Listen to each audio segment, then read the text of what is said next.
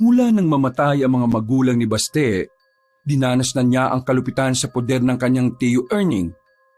Walang araw na hindi siya nito sinasaktan. Palagi siyang umiiyak kahit na ubus na ang kanyang luha. Dahil sa kalupitan ng kanyang tiyuhin, naisipan na niyang manirahan sa kagubatan. Doon na sana niya papangaraping mabuhay na mapayapa. Pero isang gabi, natuklasan niya ang isang malagim na lihim. Isang grupo ng kalalakihan ang nakita niyang may iginapos na matanda sa katawan ng puno. Ang matandang yun pala ay isang aswang. Kinain na matanda ang kalalakihan. Pagkatapos noon, siya naman ang pinagtangkaang patayin. Wala na siyang tatakbuhan ng mga sandaling yon. Tanggap na lang din niya ang kapalaran niya. Pero sa isang iglap lang, isang tipak ng bato ang bigla na lang bumagsak sa kinatatayuan ng aswang. Nabali ang leeg na matanda at saka namatay. Sa lakas ng impact, nawalan ng malay ang bata. Paggising niya, nakita niya ang bato na halos kasing laki na lang ng pisong kalabaw. Kalaunan ay matutuklasan niya na ang bato palang yun ay isang natunaw na bulalakaw. Ang mutya na siyang magagamit niya upang ipagtanggol ang buong baryo mula sa banta ng mga aswang. Magagawa nga kaya ni Baste ang tungkulin na ibinigay sa kanya ng kalikasan? Matalo niya kaya ang mga kampo ng kadiliman gayong isa lamang siyang 10 taong gulang na bata? Muli, ang mga kasagutan ay aabangan natin sa ating channel. Dito lang sa Mga Kwento ni Kabanong.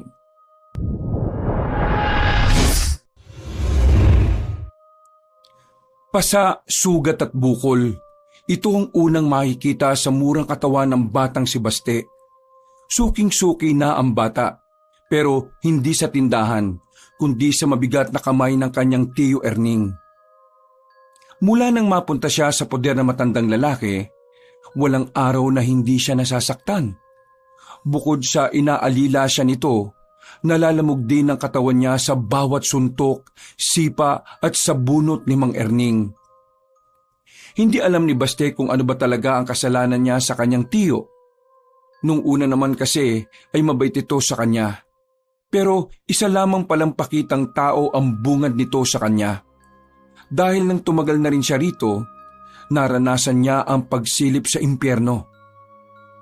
Iyo, tama na po. Ang sakit na po ng katawan ko. Anong tama na? Kulang na kulang pa yan kumpara sa kahihiyan na binigay mo sa akin kanina. Di ba sinabihan na kita? Huwag na huwag kang hihingi ng pera sa akin kahit na kailan. Kasi hindi naman kita anak. Pero anong ginawa mo? Humingi ka pa rin kahit na nasa sugalan ako. Yan! Natalo tuloy ako! Kasalanan mo eh! Iyo, wala naman po akong kasalanan kung hindi maganda ang barahan ninyo. Kasalanan po yun nagbabalasa. Kapag sumasagot ka ba talaga ha? Hindi ko po. Tama na po. Ang kapal ng mukha mong sumagot-sagot sa akin. Ako nagpapalamon sa iyo sa bahay na ito. Kaya wala kang ibang gagawin kundi ang sumunod sa akin at pagsilbihan ako. Kung wala ko, baka nagpapalaboy-laboy ka na lang sa lansangan. Tama na po. Pakiusap po. Sana, pinabayaan na lang kitang mamatay sa gutom sa kalsada.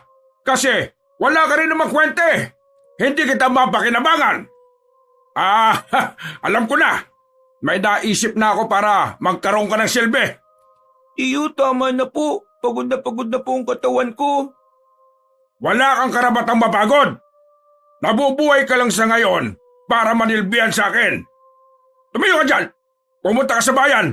Mamayang hapon mamalimos ka doon. Oo. Bingi ka ba? O tanga ka lang talaga?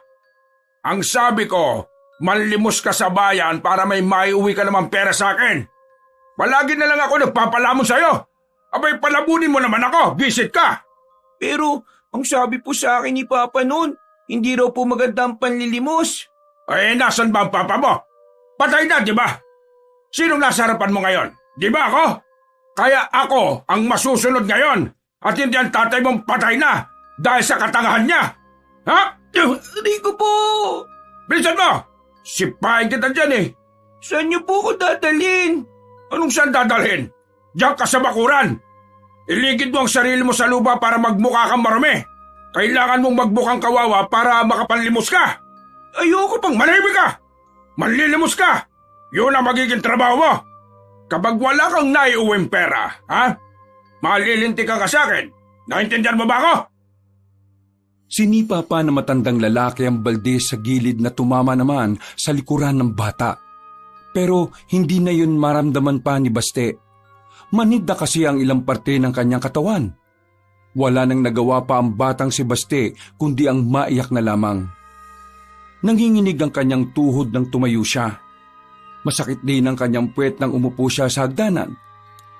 Napatingin na lamang ang batang si Baste sa kalangitan. Noong umagang yon, naihiling na lamang niya sa Panginoon na sana bigyan siya ng bagong pag-asa. Mabilis na lumipas ang mga oras.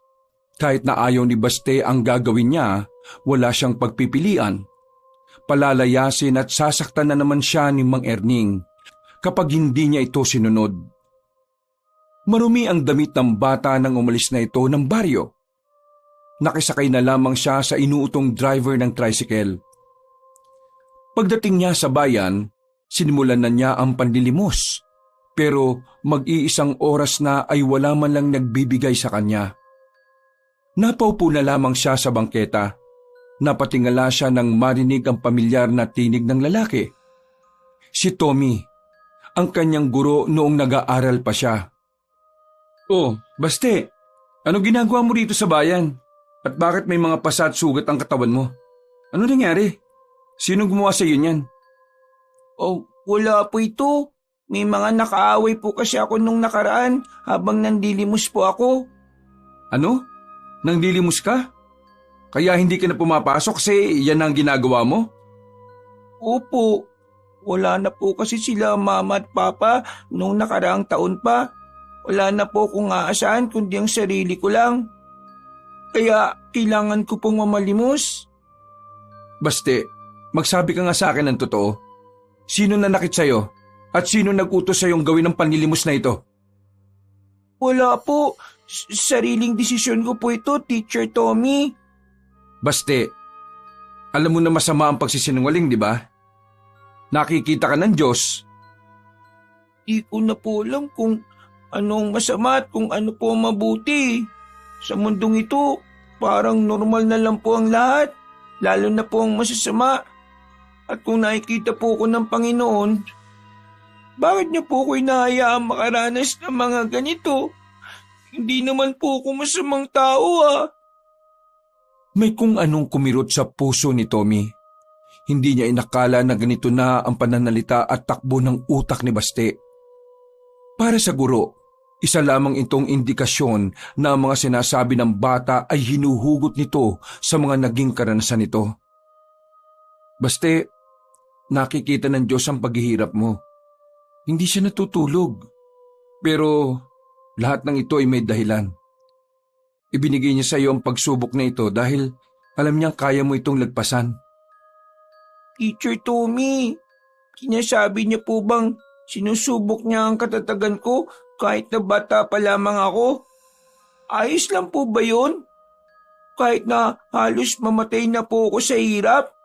Hindi pa po ba sapat ang mga nararanasan ko para itigil na niya yung pagsubok po na ito? Ano po bang kailangan ko pa pong gawin para mapatunayan po sa kanya na matatag po ako? Sa puntong ito, hindi na nakapagsalita pa ang binatang si Tommy. Ramdam niya ang hinanakit ng bata. Kaya alam niyang hindi ito ang tamang panahon para ipaliwanag kay Baste ang mga bagay-bagay. Ginalang na lamang niya ang pananaw ng bata at iniba na lang ang usapan. Baste, gusto mo bang kumain na muna?" Naku, wala po akong pera, teacher Isa pa, kailangan ko pong manlimos para may maiuwi akong pera. Kapag wala akong nalimos, wala po akong kakainin kinabukasan. "O sige na, ako nang bahala sa kakainin mo ngayon at ako na rin ang bahala sa kailangan mo."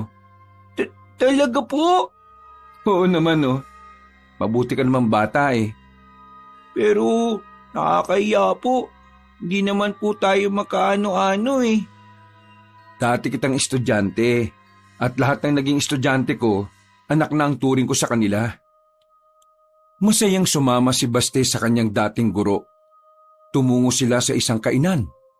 Gutom na gutom ang batang si Baste. Kung kumain ito ay parang mauubusan. Sobrang bilis. Halatang halata na ilang araw na itong hindi nakakakain na matino. Oo, dahan-dahan lang. Walang aagaw sa'yo ng pagkain mo. Dahan-dahan lang baka mabulunan ka. Teacher, maraming salamat po. Ngayon lang po ako nakakain ng itlog, hotdog at manok. Sarap! Ngayon ka lang nakakain yan? Bakit? Wala bang ganyan sa inyo? Teacher naman nanlilimos nga po ako. Ibig sabihin, hindi ko po kaya makabili ng mga ganito. Pasensya na. Oo nga pala. Pero sige, kumain ka lang. Kung gusto mo, order pa ako. Busog na busog ang batang si Baste ng mga sandaling yon. Matapos nilang kumain, binigyan pa siya ng 200 piso ni Tommy. Kung si Baste lang ang masusunod, hindi na niya yun tatanggapin. Marunong din naman kasing mahiya ang bata. Ang kaso nga lang, naalala niya ang kanyang tiyuhin dahil tsak na malalagot na naman siya kapag umuwi siyang walang dalang pera. Naku, maraming salamat po, Teacher Tommy. Napakabuti niyo pong tao. Sana marami pa po kayong matulungan na gaya ko, no? Ano ka ba? Wala yung Baste. Basta kapag kailangan mo ko, dito ka lang pumunta ha. Abangan mo na lang ako sa parehong oras. O kaya pwede ka nga rin tumira sa bahay. Ako lang naman mag-isa ron. Ay, hindi po pwede. Basta po, maraming salamat po talaga. Kumaway na ang bata habang naglalakad palayo. Nang may mapadaan na tricycle ay agad na rin itong sumakay. Naisalba ni Baste ang gabing yon sa tulong ng kanyang dating guro. May naibigay siyang pera kay Mang Erning. Hindi naman mawala-wala ang ngiti sa mukha ng sugarol na tiyuhin. Ayos ka rin pala ano? Sa unang beses, 200 piso kagad. Akala ko pati sa ganito tatanga-tanga ka pa rin Hoy, gawin mo ito palagi ha, para matuwa naman ako sa'yo. Tiyo, pwede po ba akong bumawas ng 50 dyan? Abay, sira ulo ka ba? Malamang hindi. Ibang pupusoy ko to, babawasan mo pa. Ako naman po nanlimos po niyan, Tiyo Ba't sinusumbatan mo ba ako? Lumapit ang matandang lalaki at piningot ang tenga ng bata. Padabog nitong tinulak sa upuan si Baste at saka nagmura. Hoy, tigilan mo ako, visit ka ha. Good mood ako ngayon, wag mo sirain. Agad na ring lumabas ng bahay si Mang Erning. Natulala na lamang sa gilid ng bata. Nagsisisi siya na binigay niya ang lahat ng perang tinanggap niya kay Mang Tommy. Kaya naman, tinatak na niya sa isipan niya na sa susunod, babawasan na niya ang pera bago niya ito ibigay sa matandang lalaki. Oh, bakit kasi ayaw mo lang sumama sa akin? Kasi naman, ayaw mo pang sumama sa akin. Bagyang nagulat si Baste nang marinig ang malaking boses na yon sa labas ng bintana. Napatayo ang bata at saka napahawak sa dibdib. Ginulat mo naman ako, Kuya Waldo. Wala ka na mapapala rito kay Tiyo Erning. Sasaktan ka lang yan lagi. Tingnan mo ko, wala nang lumaban ako sa kanya at umalis ako dito. Aba, naging matino buhay ko. Malalagot kasi ako kapag sinunod ko yung sinasabi mo Nalalagot ka rin naman kahit si Tiyo ang sundin mo Anong pagkakaiba nun? Basta, natatakot ako. Baka kung anong gawin niya sa akin. Ganyan din ang nararamdaman ko nung nandito pa ako sa kanya. Pero nung malaman kong kaya ko palang tumakas dito, gumaan ang pakiramdam ko Sumama ka lang sa akin, sa grupo namin. Hindi ka masasaktan. Marami pa kaming pagkain. Ano bang grupo yan, Kuya Waldo? Baka mamaya masasamang grupo yan Anong masasama? Hindi kami masasama, no? Sa katunayan, Kami pa nga magiging tagapagligtas ng baryo natin kapag nagkataon eh. Ha?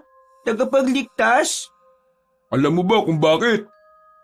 Kasi ang grupo ang lalaban sa mga masasamang elemento gaya na lang ng aswang. Ang sabi kasi sa amin ng lola ng isa naming kasama, totoo mga aswang at nalalapit na raw ang pagbabalik nila. Kaya naman, gumawa na kami ng grupo.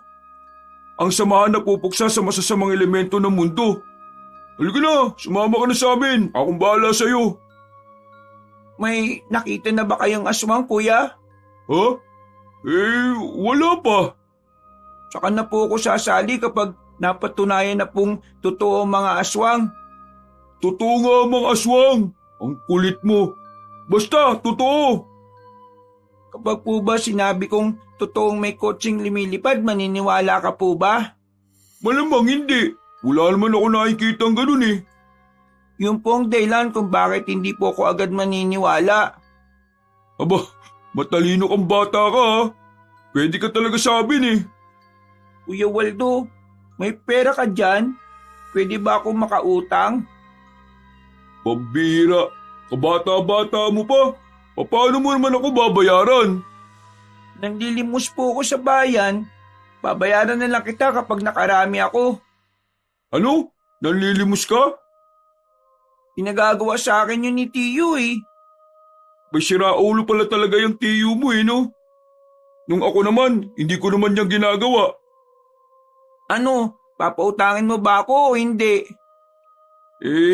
May 50 pa ako dito. Ibibili ko ng pagkain. Huwag ka dito sa bahay kakain, baka makita ka pa ng tiyo nating tarantado. Masama ang kalooban ni Baste sa mga sandaling yon. Kahit na papaano ay gumaan ang pakiramdam niya dahil mabuti rin sa kanya si Waldo.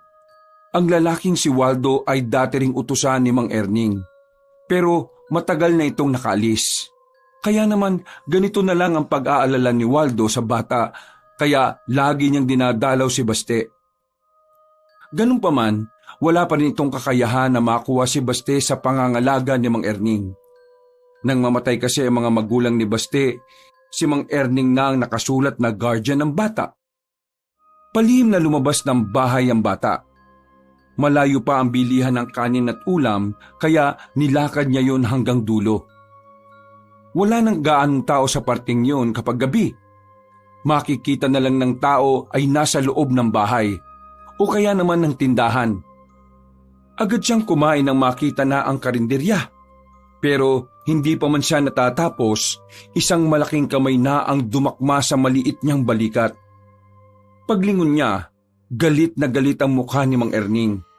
Mukhang talo na naman yun sa sugal at siya ang pagbubuntunan. Lagya ka! 200 lang binigay mo sa akin tapos kakain ka rito? Mami ka nga! Hindi lahat binigay mo na! Kumupit ka na! Napapatingin na lang sa kanila ang ibang nasa karinderya, pero wala ni isa sa mga yon ang nagtangkang umawat. Kilala kasi nila si Mang Erning bilang isang siraulo at basagulero. Hindi ko naman po ito kinupit eh. Binigay po sa akin to ni Kuya Waldo. Walang kwentang taong yon. Kaya paano kanya mabibigyan ng pera? Siraulo ka ba? Ako ba talagang lokohin mo? Halika! Hinawakan na siya ni Mang Erning sa kwelyo at kinaladkad. Dinala siya nito sa bahay. Muli, naranasan na naman ni Baste ang masaklap na parte ng kanyang buhay. Nabugbog na naman siya na matanda. Habang binubugbog siya, merong tumawag kay Mang Erning.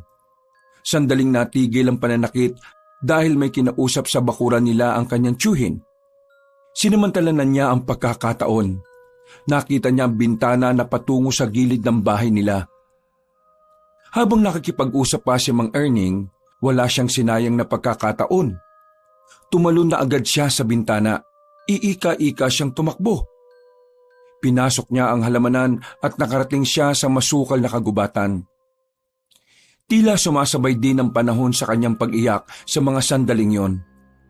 Bumuhos ang malakas na ulan. Pero tila hinugasan lang ng kalikasan ang nakakaawang katawan ng bata.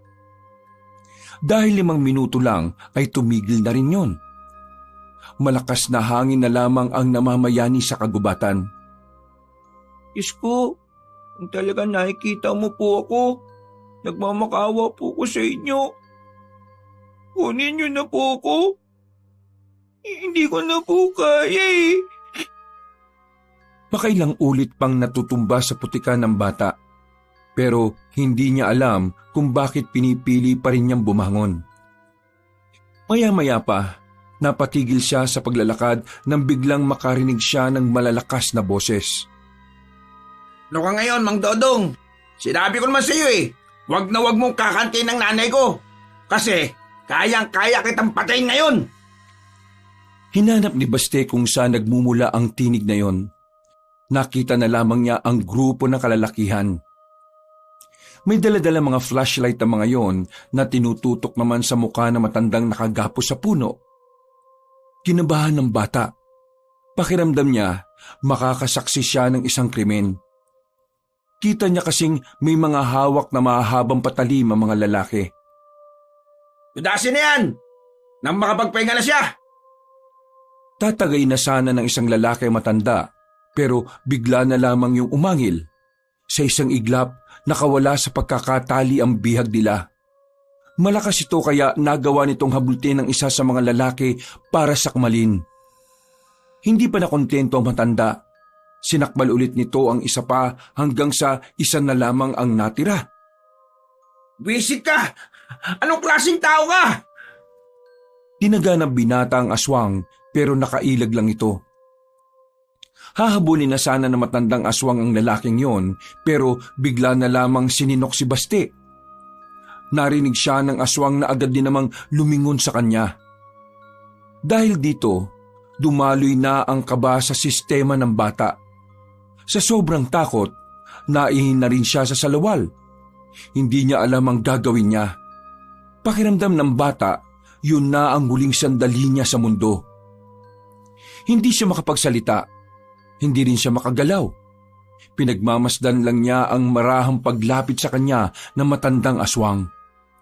Hanggang sa bigla na lamang itong lumundag sa harapan niya. Akmang sasakbalin na siya nito, nang bigla na lamang may bumagsak na bato sa kinatatayuan nilang dalawa. Tinamaan ng aswang at nabali ang leeg nito. Gumawa naman ng malakas na impak ang pagbagsak ng batong yon sa lupa. Dahilan para maging si Baste ay maapektuhan. Pansamantalang nabingi ang bata. Umikot na rin ang paningin niya. Hindi niya alam kung ano ang nangyari. Pero nararamdaman niya ang kakaibang enerhiya na naglalaro sa buo niyang katawan. Bumagsak siya sa lupa. Nangisay-ngisay kaunti. Hanggang sa hindi na niya alam ang mga sumunod na nangyari. Nawala na siya ng malay. Nang magising ang batang si Baste, ay nakakaramdam siya ng pamamanhid sa kanyang buong katawan. Sinubukan niyang bumangon, pero nahihilo siya. Natumba lang siya ulit. Napatingin siya sa gilid kung saan naroon ang misteryosong bato na umuusok-usok pa. Kahit nahihirapan siyang kumilos, marahan niyang hinawakan ng bato. Nagtataka ang bata dahil hindi siya napapaso sa bato. Pero ilang sandali lang, bigla na lamang may kung anong kuryente ang dumaloy sa buo niyang katawan. Nangisay-ngisay ang bata. Tumagal yun ng halos 2 minuto. Nang maging kalmado na ang bata, muli niyang tiningnan ang bato na hawak-hawak niya. Anong nangyayari sa akin? Ano itong nararamdaman ko sa katawan ko? Pinakiramdaman ni Baste ang kanyang sarili. Nang matansya niyang kaya na niyang kumilos, marahan siyang bumangon ulit. Sa pagkakataong ito, tila ba ang gaan-gaan ng kanyang pakiramdam. Hawak-hawak niya pa rin ang bato sa palad niya. Noong mga sandaling yon, saka lamang niya napagtanto kung ano ang hawak-hawak niya. Hindi kaya ito'y parte ng bulalakaw? Bago pa may makakita sa kanya roon, nagmamadali na siyang tumakbo. Hindi niya maintindihan ang kanyang nararamdaman. Para siyang muling nabuhayan. Para siyang isinilang uli. Nang makalabas na siya ng kalsada, nang matamaan na ng direktang liwanag ang kanyang buong katawan, mas lalong nagtaka si Baste. Nawala na ang mga galos niya sa katawan. Wala na ang mga sugat, mga bukol at pasa. Ha? Gumaling na ako kaagad? Wala na masakit sa akin? Ala, baka patay na ako. Teka, kailangan ko malaman kung patay na ba ako o hindi. Ay, ayun, si Kuya Waldo. Tama, susuntukin ko siya. Kapag tumagos ako, ibig sabihin patay na ako. Kapag hindi, ibig sabihin buhay pa ako. Nagmamadaling nilapitan ni Baste ang binatang si Waldo na abalang bumibili sa tindahan. Sinuntok niya ang binata sa puwet. Napari naman ito sa kanya. Aray! Wisit! Ano bang ginagawa mo, Baste? Tapos kitang bigyan ng 50, ito'y susukli mo. Eh, sorry, nasaktan po kayo. Malamang! Sinuntok mo pet ko tapos magtatanong ka kung nasaktan ako. Anong gusto mo? Umungol ako sa sarap? Ibig sabihin hindi pa ako patay. Pinagsasabi mong bata ka. Hinila ni Baste ang pinsan niyang si Waldo. Dinala niya ito sa walang masyadong tao na makakakita sa kanila. Uy, ano bang problema mo? Yung sukli ko hindi ko tuloy nakuha. May sasabihin ako sa iyo, Kuya Waldo. Importante pa sa sukli mo. Eh ano nga yun? May nakita kasi akong aswang kanina eh. Ha? Sigurado ka ba? Opo. Gusto mo ituro ko sa iyo kung nasaan eh. O sige, dali mo ako ron, bilis. Walang sinayang na pagkakataon ng dalawa. Kahit medyo maputik, ay mabilis silang nagtungo sa pinangyarihan. Hindi makapaniwala si Waldo sa kanilang inabutan. Naroon pa rin kasi ang bangkay na matandang aswang. Kanina habang nandito ako sa gubat, nakita kong tinali siya ng mga kalalakihan. Tapos bigla na lang siyang nakawala. Nilapan niya po yung mga kalalakihan, Kuya Waldo. Pero yung isa lang ang nakaligtas. Nakita ko ng aswang kanina. Kakainin na niya sana nga ako eh. Pero ano? Pero biglang may bumagsak na bato. Isang bato na kasing laki lang ng pisong kalabaw. Medyo malapad siyang bato at nakita ko siya. Umuusok siya. Tumama ang bato sa aswang at nabali ang leg niya. Kaya yan, namatay siya. Teka, sinasabi mo bang may bumato sa aswang na yan? Hindi. Malakas ang kutob ko na tumama sa kanya ang tipak ng bulalakaw. Ha? Uy, lakas ng imahinasyon mo ha? Hindi ako gumagawa ng kwento. Tingnan mo yung lupa. Nang ibaba ni Waldo ang tingin sa lupa, ay nakita niyang tila pahukay ang kinatatayuan nila. At ito yung bato na sinasabi ko. Oh. Kanina umuusok siya. Ngayon hindi na. Nang hawakan ko siya, may nararamdaman akong kakaiba sa katawan ko. Hindi ko alam kung ano pero hindi naman siya nakakasama sa akin. Tiningnan ni Waldo ang bato. Ngayon lamang nakakita ng ganoong klaseng bato ang lalaki. Hindi ito makapaniwala. Alam niya kasi kung ano yun. Nanlalaki ang mga mata niyang hinawakan sa balikat ang kanyang pinsang bata. Bakit, Kuya Waldo? Mayaman na ba tayo? Si Raulo, hindi ito tungkol sa yaman. Baste, ikaw ang kauna-unahang nilalang na nagkaroon ng mutya. Mutya ng bulalakaw. Ha? Mutya ng bulalakaw? Oo, ang mutya ay nagtataglay ng kapangyarihan at kung sino lang ang nilapitan ng mutya, tanging siya lang ang makakagamit nito. Basta, sabi mo sa akin, wala ka bang nararamdaman ngayon sa katawan mo? Meron po. Parang ang gaan-gaan po ng pakiramdam ko. Pakiramdam ko kapag tumakbo ko mabilis. Baste, ikaw na talagang tagapangalaga ng mutya ng bulalakaw. Huwag ka na munang maingay ha. Dapat tayong dalawa lang nakakaalam ng tungkol dito.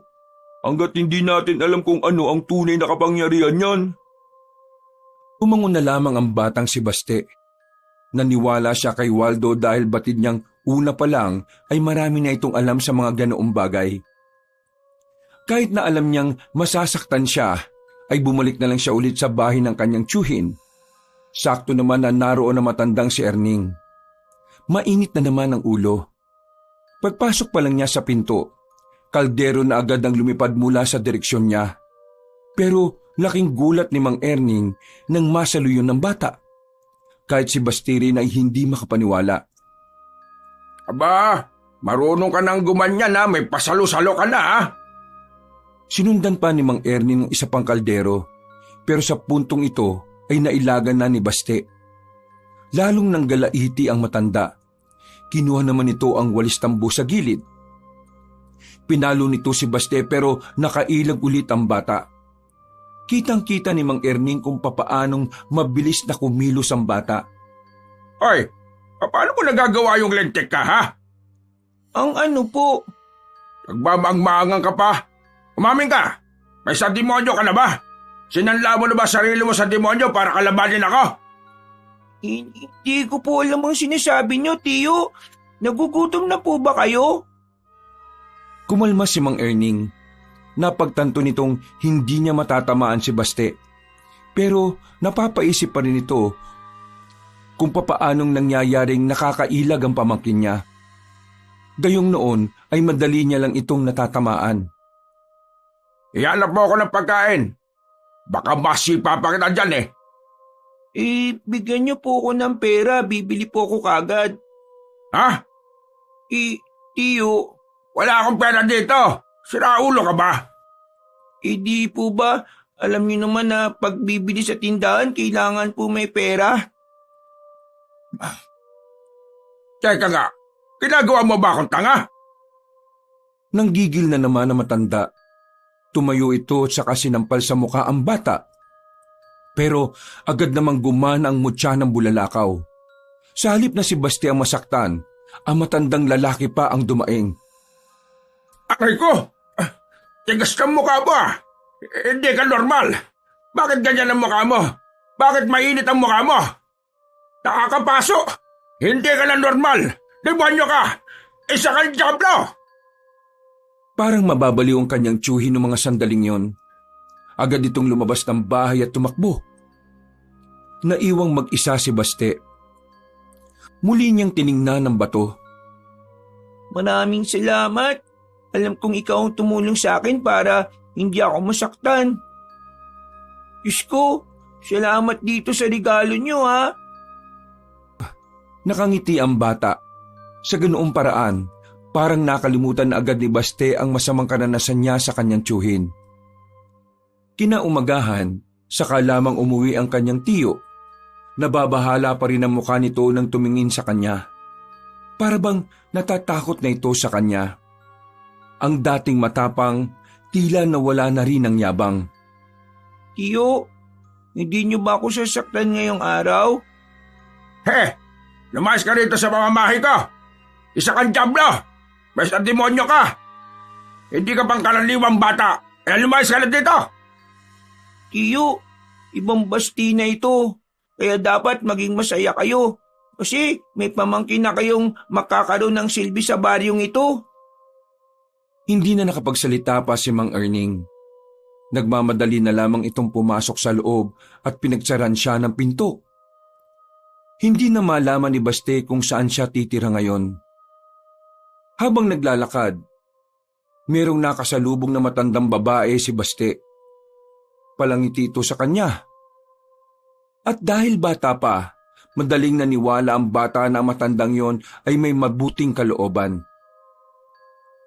Bata, wala ka bang mapupuntahan? Gusto mo bang sumama sa akin? Meron akong alam na lugar para pwede kang tumuloy doon. Yun ay kung gusto mo lang naman ha. At ayaw mong abutan ka ng ulan dito sa labas. Sa narinig ng bata, tila nagkaroon siya ng pag-asa. Wala na rin naman siyang mapupuntahan. Hindi niya rin kasi makita ang pinsan niya noong mga sandaling yon. Talaga po, isasama niyo ako sa maayos na lugar? Marami po bang pagkain doon? Maraming pagkain doon. Hindi nauubos. Kaya halika na, sumama ka sa akin. Pakakainin kita ng lahat ng gusto mo. Pero ano po bang pangalan niyo? Visit namang bata ito tanong ng tanong. May sinasabi po ba kayo? Ha? Hindi. Wala naman. Ang pangalan ko ay Gemma. Aling Gemma ang tawag sa akin ng mga nakakakilala sa akin. Kaya Aling Gemma na lang din ang itawag mo. Ano? Sasama ka ba sa akin? Opo, isama niyo po ko. Gusto ko na pong makakain ng marami tsaka masasarap na pagkain eh. Hinawakan na ni Aling Gemma ang bata sa kamay. Pangiting-ngiti pa si Baste sa mga sandaling ito. Wala itong kamalay-malay kung ano ba talaga ang binabalak na matandang babae sa kanya. Mga ilang sandali lang, sumakay sila sa itim na sasakyan.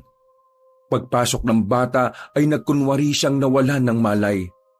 Nakita niya kasi sa loob na may mga lalaking nakatakip ang muka at inutusan yun ni Aling Gemma. Sa murang edad, alam na agad ni Baste na hindi tama ang nangyayari. Pero sumabay na lang din siya sa agos ng mga kaganapan. Lumipas ang maghapon, tumigil na ang sasakyan. Binitbit na rin siya at ipinasok sa isang abandonadong warehouse. Iniligay si Baste kasama ng mga iba pang bihag ng bata. Grabe, may magaganap palang ganito. Napatingin si Baste nang makita niya ang matandang si Gemma. Nakangiti ito sa kanya na parabang nang iinsulto. Manloloko ka. Ang sabi mo sa akin, dadalhin mo ako sa lugar na maraming pagkain. Pero anong ginagawa ko dito? Ang mga kagaya mong sugapa sa pagkain, madali lang talagang maloloko. Hintayin nyo na lang ang client namin at papadala na rin namin kayo sa kanila. Anong gagawin nila sa amin? Depende. Bakit hindi mo na lang itanong sa kanila mamaya? Makakakawala ako dito, Manang. At kapag nangyari yun, magbabayad ka sa akin sa ginawa mo sa aming mga bata. Ay, natakot naman ako. Ang kaso nga lang, paano ka makakatakas dyan? Wala ka namang susi. Lumabas na ang matandang babae. Sumunod naman ang mga tauhan nito. Noong mga sandaling yun, bumuntong hininga si Baste. Sinusubukan niyang makipag-ugnayan sa mutya. Nang sa ganun ay magamit niya ito para makatakas sila. Mutya ng bulalakaw, tulungan mo naman ako. Kailangan ko makatakas dito. Makalipas ang ilang minuto, narinig nilang may mga dumating ng sasakyan. Mula sa kinilalagyan nila, nasipat ni Baste ang isang magandang babae na lumabas mula sa magharang kotse. Kinausap ito ni Gemma tungkol sa bentahan ng mga bata. Kompleto na ang 15 bata. Ang wala na lang ay ang bayad mo, Miss Ganda. Paano kung ayaw ko magbayad? Eto naman si Miss Carmina. Nagpapatawa ka ba? Napag-usapan natin na walang magtatarantado sa deal na ito, hindi ba? Kaya ipakita mo na sa akin ang pera at ibibigay namin sa inyo ang mga batang yan. Pasensya ka na pero wala akong balak tumupad sa sinasabi mong usapan. Nagulat silang lahat nang bigla na lamang nagbago ng anyo ang mga kasama ng dalaga. Naging mukhang halimaw na ang mga yon. Dahil dito, napagtanto agad ni Baste na aswang ang mga naroon. Habang nagkakagulo sila, napagana na ni Baste ang mutya ng bulalakaw. Buong puwersa niyang pinihit ang greyas na nagkukulong sa kanila. Namangha ang mga kapwa niya bata. Nawiwindang kung papaano niya nagawang yupiin ang rehas. Lumabas na kayo, dali! Doon! Sa bandang yun kayo tumakbo! Pero hindi pa man sila nakakalayo. Humarang na sa kanila ang magandang babae na si Carmina. Nakita nito ang ginawa ng bata. Kaya naman maging ang babae ay nagtataka rin sa kakayahan ni Baste. Huwag kang lalapit! Hindi kita uurungan! Hindi ka pangkaraniwang bata. Nakita kita. Sige na! Pumunta na kayo sa direksyon na yun! Bilis! Ako nang bahala dito! Sinunod siya ng mga kapwa niya bata habang nakakaputukan at nakakagulo sa loob at sa labas ng warehouse. Sandali muna silang nakatitigan ni Carmina. Bago ka pa makagawa ng problema sa aming mga aswang, ngayon pa lang ay buburahin na kita sa mundong ito, bata. Hindi po ako natatakot sa inyo. Unti-unti na ring nagbago ng anyo ang dalaga. Mabilis itong umatake sa bata. Sa puntong ito, tila kusang gumalaw ang katawan ni Baste. Nakailag ito sa unang paglusob ng dalaga. Sumampa ito sa sirang sasakyan. Agad namang siyang sinundan ni Carmina. Makailang ulit din siyang muntik-muntika ng matamaan ng babaeng aswang. Pero sadyang magaling ang mutya ng bulalakaw. Kapag nakakaramdam na kasi ito ng panganib, mas lalo itong nagiging epektibo. Sino ka? At anong klaseng mutya ang ginagamit mo? Ako si Baste, ang tagapangalaga ng mutya ng bulalakaw. Mutya ng bulalakaw? Nagpapatawa ka ba? Walang ganyang klase na mutya. Sa muling pag-atake ng babae kay Baste, ay nakakuha ng tamang pagkakataon ng bata para siya naman ang makaatake. Pag-ilag niya, ay saka naman siya sinuntok ng dalaga sa tagiliran. Sa lakas ng suntok, napasuka agad ng dugo si Carmina. Namimilog ang mga mata nito. Hindi makapaniwala sa ginawa ng bata. Sino ka bang visit ka? At bakit kakaibang lakas mo? Lalong nanggigil ang babaeng aswang. Napukaw na tuloy ni Baste ang atensyon din ng iba pang aswang na kasama ng dalaga. Kaya naman sabay-sabay nang umatake sa kanya ang mga nilalang na yon. Pero sa hindi malamang dahilan, bigla na lamang may pumasok na ideya sa kanyang utak. Mataas niyang tinalo ng ilaw ng warehouse. Hinampas niya yun ng hawak niyang kahoy. Nang dumilim na ang buong paligid, sa kanya isa-isa ang mga kalaban niya. Walang nakapalag sa bilis ng bata.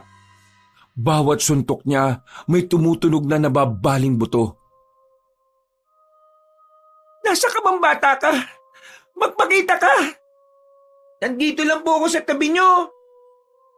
Tinapakapapa ni Carmina ang bata, pero nabigla na lamang ang dalagang aswang nang may suntok na rin siyang natanggap sa kanyang tagiliran. Hindi pa roon natapos ang lahat. Sinundan pa ni Baste ng isa pang suntok sa tagiliran, hanggang sa makalabas na sila ng warehouse. Sa puntong ito, nakita na ni Baste kung papaanong namimilipit na si Carmina. Hindi kita hayaan na magtagumpay sa masama mong binabalak. Wisit ka talagang bata ka. Wisit! Wala nang nagawa ang dalaga. Ibinuka na nito ang pakpak at saka nagmamadaling umalis. Inasikaso na lamang ni Baste ang kapwa niya bata na hindi pa rin nakakaalis. Saan madadali ng mga batang yan? Lubayan mo na nga ang mga bata. Papakain kita sa mga aswang kapag hindi mo pa tinigilan ng ginagawa mo masama. Nang biglang umilaw ang mga mata ng bata, ay natakot si Aling Gemma. Kagayang-kagaya ng reaksyon ng mukha nito ang reaksyon ng mukha ng kanyang tiyuhin. Tumakbo na lamang paalis sa matandang babae. Samantala, magkakasama namang umalis sa mga bata. Naglalakad lamang sila sa gilid ng kalsada nang may mapadaan na truck ng mga sundalo. Agad yung pinara ni Baste. Dahil kahina-hinala ang pagkakaroon ng maraming bata sa ganong klase ng lugar, hinintuan sila ng mga sundalo. Isinakay sila at saka dinala sa kampo. Iisa lang ang sinabi ng mga bata sa bawat tanong ng mga sundalo. Napapakamot na lamang sa ulo ang mga yon. Hindi kasi naniniwala ang mga sundalo. Pero para matigil na ang usapan na yon, nagdesisyon na lamang ang mga sundalo na ihatid sila sa kani-kanilang baryo. Si Basti lamang ang naiibang baryo. Halos lahat pala ng kasama niyang bata ay magkakakilala. Sa nangyaring yun, mas lalong napagtanto ng bata na kailangan siya ng mga tao. Hindi niya pa alam kung hanggang saan ang kakayahan niya at ang mutya ng bulalakaw. Ang alam niya lamang sa mga sandaling ito, kailangan niyang gumawa ng paraan para iligtas sa mga tao. Lalo na't unti-unti nang nagkakaroon ng espasyo ang mga aswang sa kanilang probinsya. Nang makabalik si Baste sa kanilang baryo, hindi na niya alam kung saan siya pupunta. Pinagbawalan na siya ng kanyang tiyuhin. Natatakot na kasi ito sa kanya. Ipinagkalat na rin ni Mang Erning na kampo ng dyablo ang bata dahil sa kakaiba nitong lakas at bilis. Hinanap niya si Waldo sa mga sandaling yon, pero hindi na yun makita-kita pa. Kaya naman nagtungo na lamang siya sa bayan sa pagbabakasakaling makita niya ang dating guro. Yun na lamang ang pag-asa niya para magkalaman ng kanyang tiyan. Pagdating niya roon, pumesto na agad siya sa tagpuan nila ng guro. Dakong hapon, hindi nga siya nagkamali. Dumaan doon ang binatang si Tommy. "Oh, mabuti naman at nandiyan ka. Hinintay mo ba talaga ako?" Opo eh. Kasi nagugutom na po ako. Wala naman po kong malimusan. Diyos ko, sumama ka na nga lang sa akin, dun sa bahay, para kahit na papano may tumitingin sa'yo. Saan po ba kayo nakatira? Sa Barrio Alfonso ko. Malayo ba yun sa inyo? Hindi ko po alam yun eh. Pero pakiramdam ko po, ligtas po ako dyan kasi ikaw na po ang kasama ko. Oo naman no. Payapa at tahimik sa lugar namin. Isa pa, ako lang naman mag-isa sa bahay. Tara, sumama ka na sa akin. Pinakiramdaman muna ni Baste ang binata. Inalam niya kung may binabalak ba sa kanyang masama si Tommy. Kahit na alam naman niyang mabuting tao ang guro. Nagkaroon na kasi siya ng trauma dahil kay Aling Gemma. Sumakay sila ng tricycle. Mula sa bayan, bumiyahe lang sila ng halos 10 minuto. Medyo mabagal pa sila dahil malubak ang kanilang dinaanan. Noong mga sandaling yon, pakiramdam ni Baste ay nakalaya na siya ng tuluyan sa kalupitan ng kanyang tiyo. "Oh, nandito na tayo. Pasensya ka na ha. Maliit lang bahay ko ha." Hindi naman po maliit. May taas mga po eh. Pero bakit po kayo mag-isa lang? Wala po ba kayong asawa? Huminga ng malalim si Tommy. Naramdaman ni Baste ang kaunting kalungkutan na nabubuo sa mga mata ng guro. Wala na siya eh. Nakahanap na ng iba. Mas masaya siya ron eh. Kaya hindi ko na siya pinigilan pa. Hindi ko po alam kung ano yung nangyari pero sana mahanap niyo na rin po yung babaeng para sa inyo. Nako, tsaka na yan. Nakatuon ako ngayon sa pagtuturo. Ngayong bakasyon na, itutuon ko naman ang atensyon ko sa pagpapalusog ng katawan. Tara, masok na tayo sa loob. Tuwang-tuwa ang batang si Baste na makakain na rin siya sa wakas. Mas lalo pa siyang naging masaya nang malaman na pansamantalang doon na muna siya titira. Wala na rin kasing trabaho ang binatang si Tommy dahil magsisimula na ang bakasyon. Tulungan mo na lang ako minsan sa mga gawaing bahay gaya lang ng mga pagwawalis, paghuhugas ng pinggan. Minsan kasi umaalis din ako lalo na sa gabi. Ano pong ginagawa niyo sa gabi, Teacher Tommy? Isang gawain na hindi dapat malaman ng isang batang kagaya mo. Po? Bakit po? Kasi po delikado? Magsasalita pa sana si Tommy pero napatigil siya sa kanyang narinig. Sinubukan niyang ibahin ang usapan para hindi malaman ni Baste kung ano man ang itinatago niya. Hindi naman. May mga pinupuntahan lang ako na kaibigan. Alam mo na, inom-inom ng alak. Bawal sa bata yun, di ba? Sir Tommy, maniniwala po ba kayo kung sasabihin ko po sa inyo na kaya kong maramdaman kung ang isang tao ay may tinatago o wala? Ha? Anong ibig mong sabihin? Sir Tommy, di ko alam kung ano ang sikreto nyo pero nararamdaman ko pong may ginagawa kayo sa gabi. Sabi nyo po noon, masama ang nagsisinungaling. Kaya gusto ko pong magsabi kayo ng totoo sa akin. May kinalaman po ba ito sa mga aswang? Sumeryoso na ang mukha ni Tommy. Hindi niya alam kung papaanong nagkaroon ng ideya ang bata. Alam kasi ng binata na mangilan-ngilan pa lang ang nakakatuklas ng tungkol sa mga panganib na dala ng mga aswang. Teka, paano ka nagkaroon ng ideya tungkol sa mga ganitong bagay? Muntikan na po akong mapatay ng aswang sa kagubatan Pero dahil sa isang pangyayari, himala ako nakaligtas. Tinamaan ng aswang ng tipak ng bulalakaw. At ang tipak ng bulalakaw na yon ang siyang ginagamit ko ngayon para labanan sila.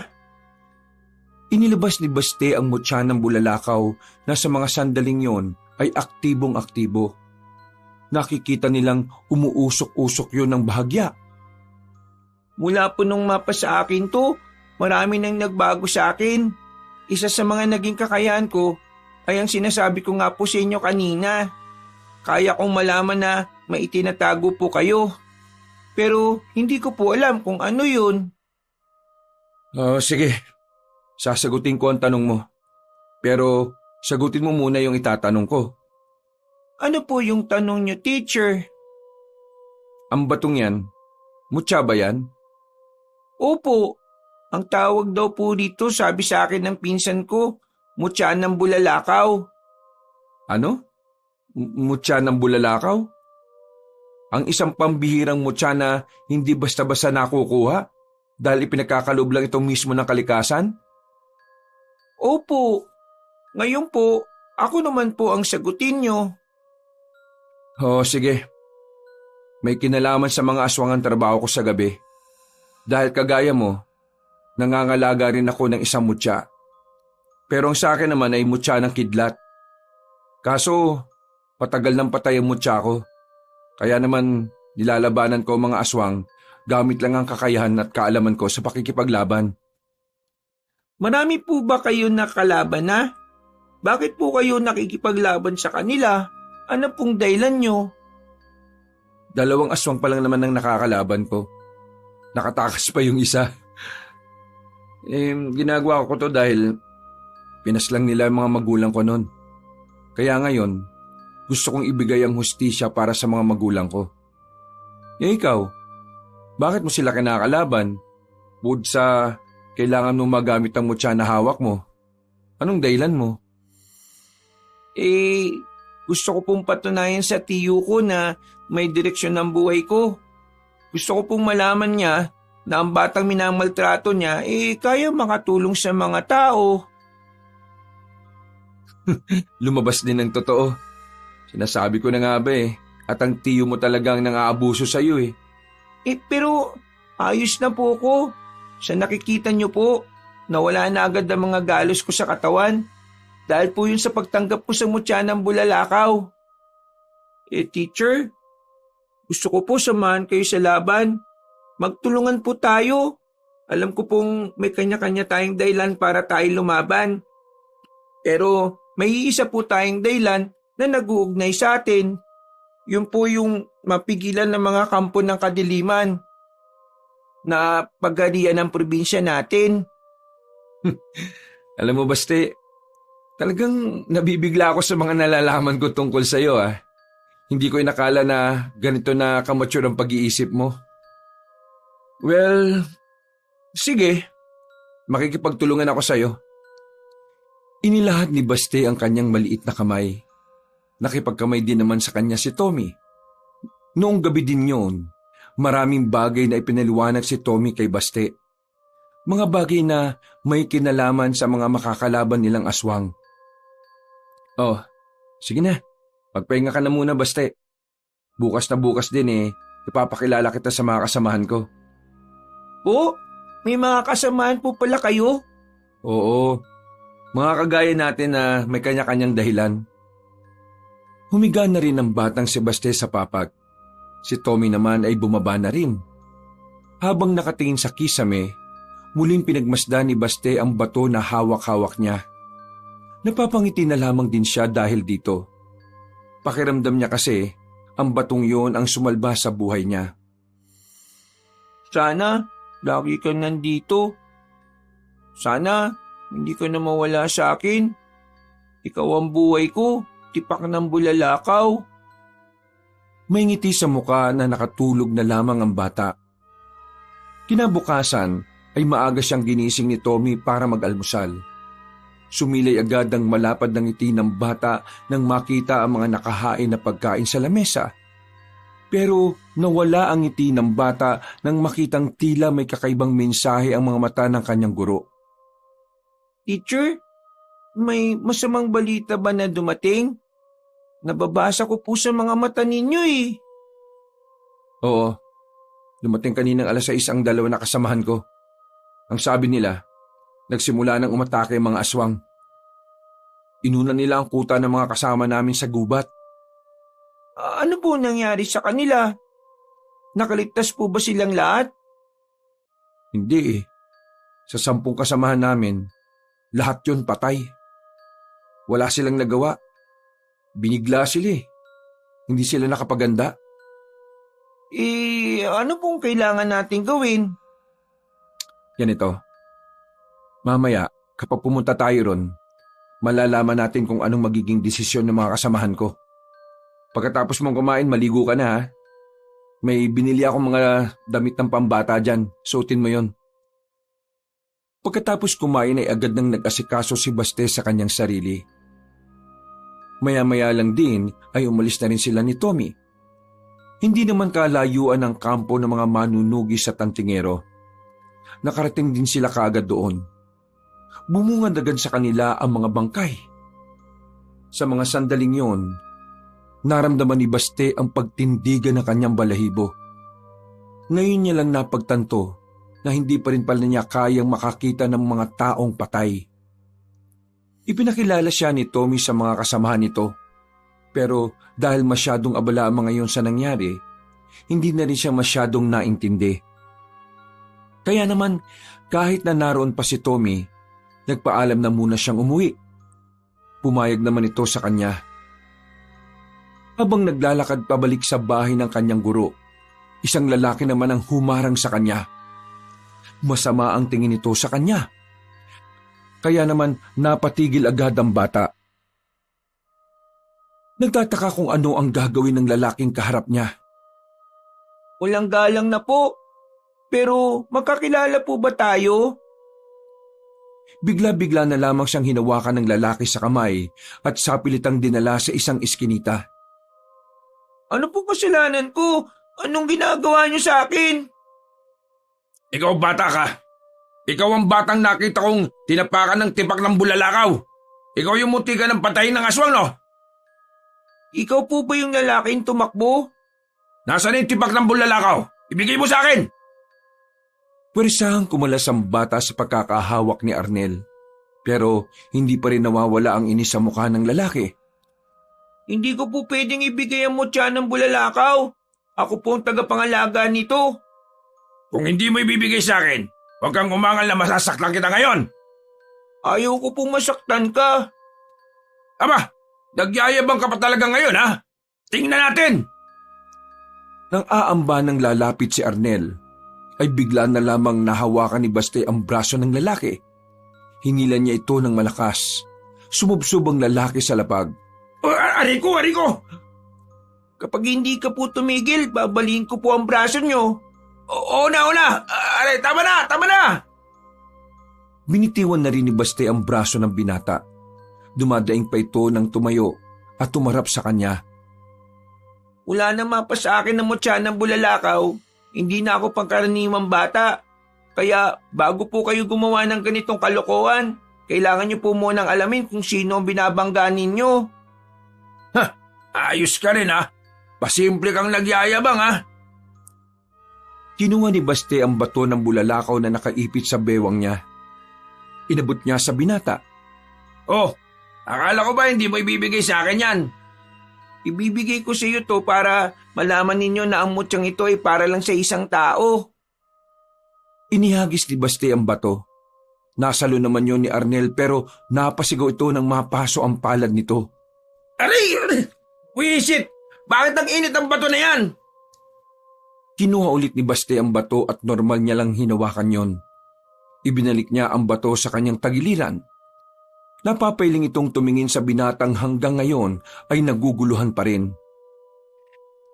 Hindi po ito pwedeng hawakan ng ibang tao. Ang nangangalaga lang sa kanya ang pwedeng humawak sa kanya. Kaya hindi siya mananakaw ninuman. Ganun naman pala eh. Bakit mo ba ibibigay sa akin? Kunti ka ba naman siraulong bata ka eh. Bakit gusto niyo pong kunin yung mutya ng bulalakaw? Hindi ka naman po aswang. Wala ka na ron. Hindi ko obligasyon na magpaliwanag sa'yo. Manunugis ka rin ba? Yung matandang aswang na ginapos nyo, sino siya? Hindi ko na uulitin ang sinabi ko. Total, wala naman ako mapapala rito. O sige na, alis na ako. Alam ko pong iisa lang ang gusto natin mangyari. Yun ay ang mapaslang ang mga aswang at mapigilan sila sa kasamaan nila. Tumingin sa kanya ng seryoso ang binata. Ngumisi lang yun sa kanya at naglakad na rin. Basti po yung pangalan ko. Ano pong pangalan nyo? Arnel! Hinayaan na lamang ng bata si Arnel na makalayo. Bumuntong hininga na lamang si Baste. Umuwi na lang siya sa bahay ni Tommy. Tulala at hindi mapakali ang isipan ng bata. Bumalik sa kanyang alaala ang babaeng nakalaban niya sa warehouse. Aminado ang bata na ramdam niyang mabangis ang dalagang yon. Hindi naman siya nababahala. Ang kinababahala lamang niya ay kung gaanong karaming aswang ang posibleng umatake sa kanila. Kung tutuusin, alam ni Baste na hindi naman niya dapat problema yon. Pagkain lang sana ang inaatupag niya. Pero sa kabilang banda, tinanggap na rin niya na hindi na nga siya ang batang si Baste. Kailangan na niyang mag-isip na parang kalibel ng isip ng kanyang guro na si Tommy. Makalipas ang ilang mga sandali, nakabalik na rin ang guro niyang si Tommy. Sa itsura pa lang nito, mahahalata na ang bata ang pagkadismaya. Umupo ang binata sa gilid at saka bumuntong hininga habang nagtatanggal ng sapatos. Ay nako, buti na lang talaga bakasyon na. Kung sumabay pa tong problemang to sa pagtuturo ko baka nabuang na talaga ako. Baste, anong ginagawa mo dyan? Hindi ka pa ba nakain? Hinintay ko po ikaw eh. O sige tara na, kumain na tayo. 2 linggo ang nakalipas. Palihim na nagsasanay ang batang si Baste sa kagubatan. Mas pinauunlad niya pa ang kapangyarihan na meron ng kanyang mutya. Sa mga nakalipas na araw, kahit na papaano ay may maganda namang progreso ang ginawa niya.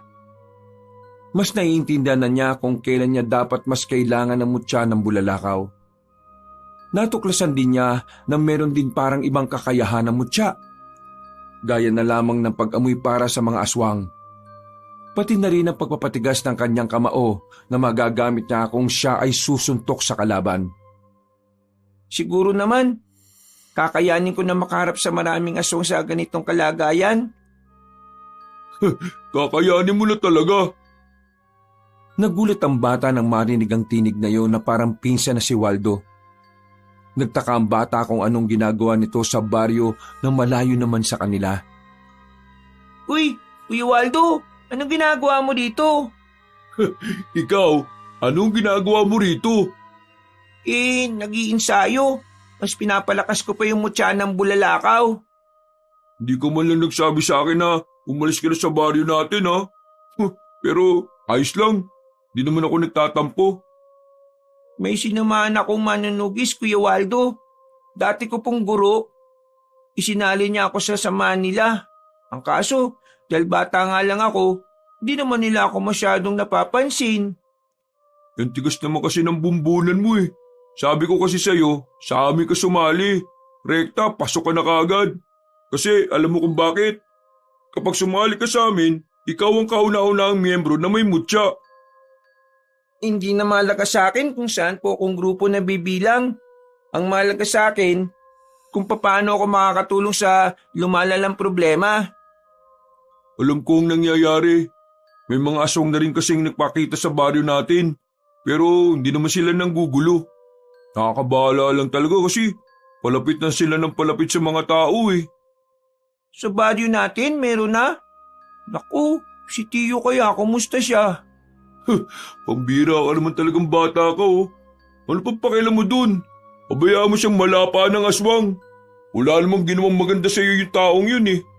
Kung mamatay siya, abay, dapat lang sa kanya yun. Kahit naging masama sa akin si Tiyo, di ko alam kung bakit nag-aalala pa rin ako sa kanya. Kasi masyado ka mabait. Yaman mo na yung taong yun. Hindi siya karapat-dapat paglaanan ng oras. Ang isipin mo yung sarili mo. Magpakabuti ka. Ikaw lang aasahan ng sarili mo. Di mo ko pwedeng asahan, kahit ako. Wala pa akong nararating sa buhay. Kuya Waldo, gusto mo bang ipakilala kita sa dati kong guro? para malaman niya na may samahan ka rin na kumukontra sa mga aswang. Pwede naman. Pero meron ko yung pagkain dun. Walang problema sa pagkain, dami dun. Tumungo sila sa bahay ni Tommy. Sakto nang dumating sila ay naroon ang guro. Abalang-abala sa paghahasa ng mga patalim nito. Tumigil lang ito nang makita si Baste. Nakatingin itong binati si Waldo. Teacher, siya po si Kuya Waldo, pinsan ko po. Uy, magandang hapon sa iyo, Waldo. Magandang hapon din po, teacher. Tommy na lang tawag mo sa akin. Teacher, si Kuya Waldo po ay may kaalaman din sa mga aswang. Sa katunayan, may grupo po siya sa baryo. Pwede natin po siyang isama. Ba, talaga? Kung papayag siya pwede naman.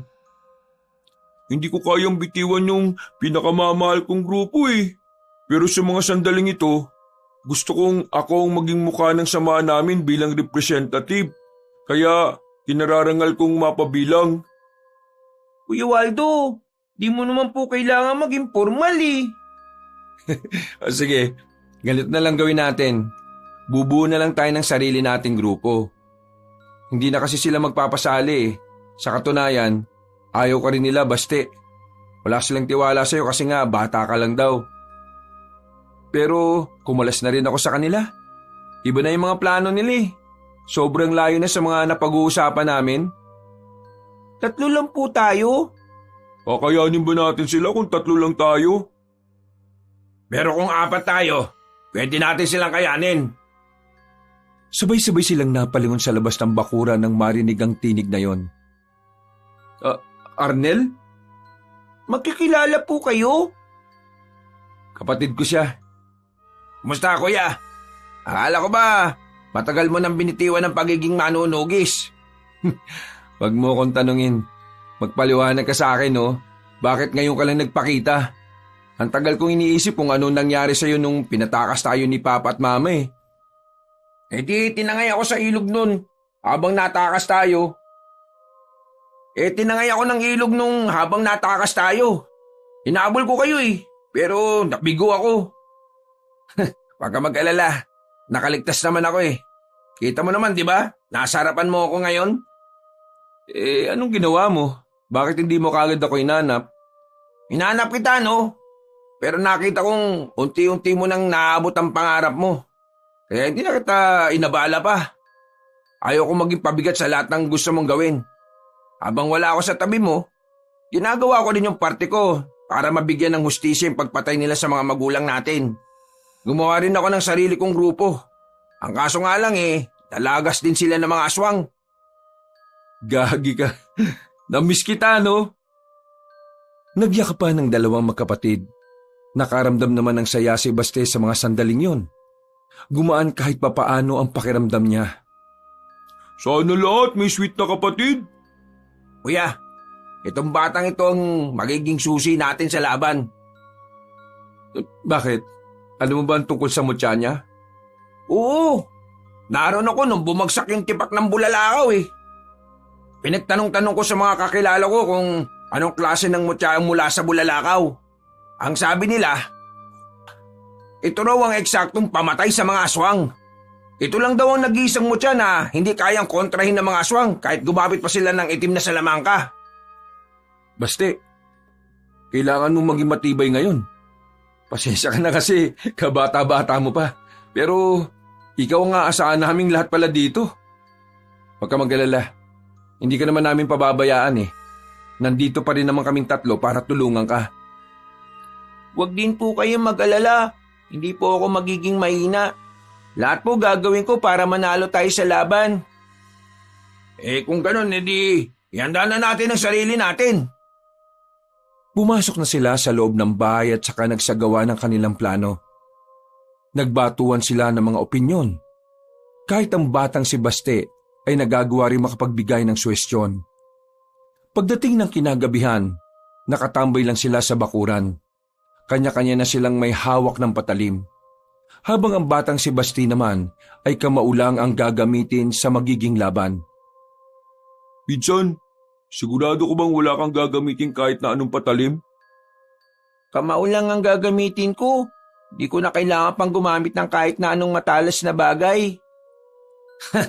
Kakaiba lakas ng mutya ng bulalakaw no? Kahit wala siyang gamit na armas, kakayanin niya. Pero, ikaw bata kailangan mo pa rin mag-ingat Hindi basta-basta makakalaban natin. Tama si Arnel. Hindi tayo pwede makampante. Dapat, laging nasa maayos ang kondisyon ng isip natin para mas madali tayo makapag-isip ng mga paraan. Basta ako, gagamitin ko lahat ng natutunan ko. Anong pangalan mo? Waldo pangalan ko. Arnel naman ang sa akin. Oo, narinig ko naman kanina Marami pong salamat sa inyong tatlo Ha? Salamat saan? Kasi pakiramdam ko po, kuya ko kayong lahat Baste, mula ngayon, isang pamilya na tayo. Natigil lang ang kanilang usapan nang biglang narinig nilang naalarma na ang samahan ng mga manunugis. Pinatunog na rin ang kampana na hudyat na nasa baryo na ang kanilang mga kalaban. Napalunok ng laway ang batang si Baste.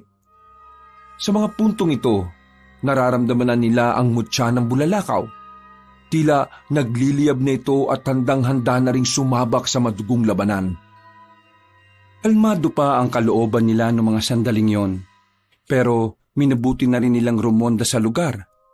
Maya-maya pa, nakita nilang hindi na magkandaugaga ang mga manunugis. At ayon sa mga yon, ang mga aswang ay namataan na sa iba't ibang parte ng kanilang baryo. Agad na nagsagawa ng matinding konsentrasyon ng bata. Sa pamamagitan ng kanyang mutya ng bulalakaw, tumalas ang kanyang pakiramdam at nalaman niya ang lokasyon ng mga aswang.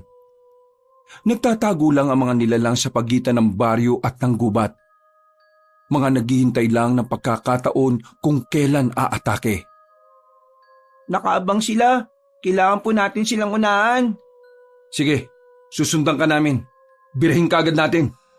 Sa wakas, makakapatay na naman ako ng aswang.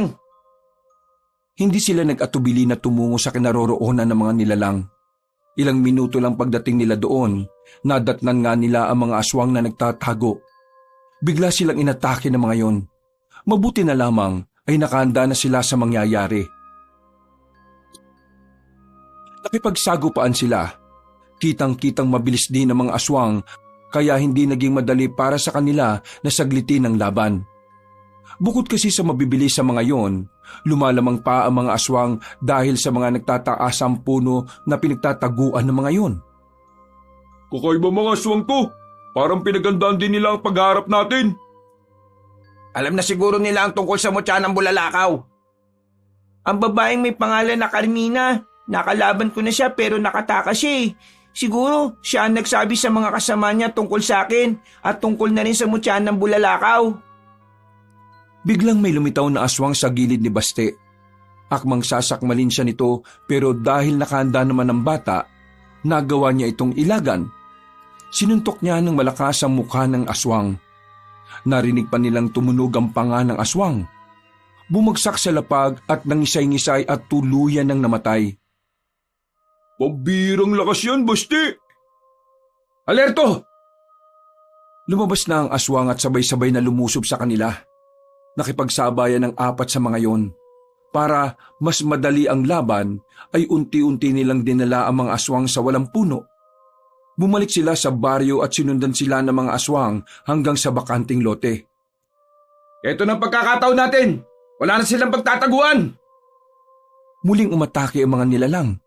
Namamanga ang 3 binata nang makita nilang ginagamitan lamang ni Baste ng kamao ang mga nakakaharap nito.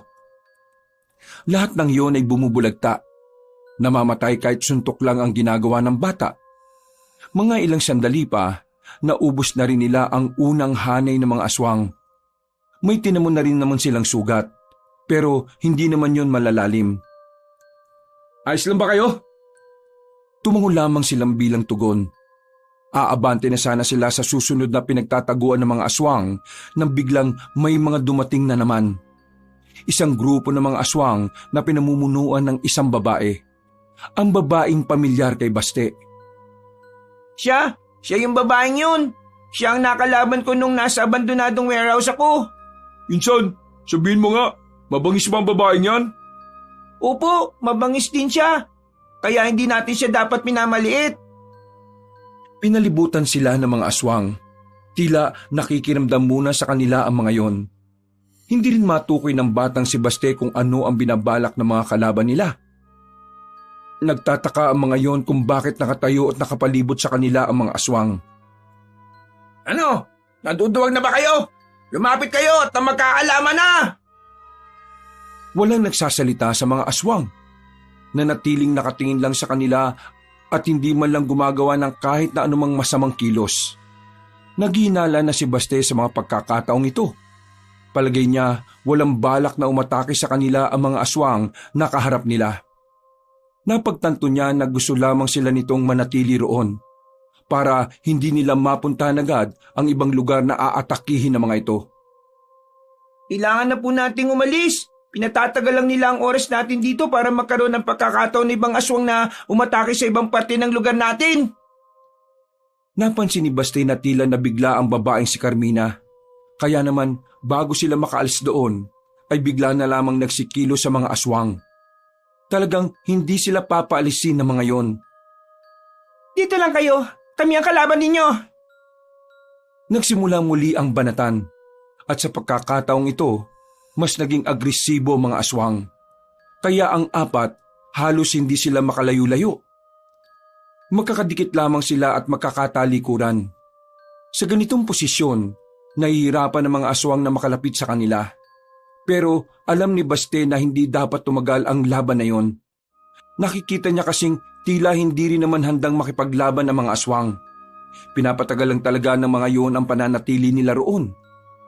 Hindi na nagsayang na pagkakataon pa ang batang si Baste. Naglakad ito paabante. Ipinagtaka naman ito ng kanyang mga kasama. Maging ang mga aswang na rin lalo na si Carmina. Baste, anong gagawin mo? Hindi na nagsalita pa ang bata. Huminto ito sa gitna.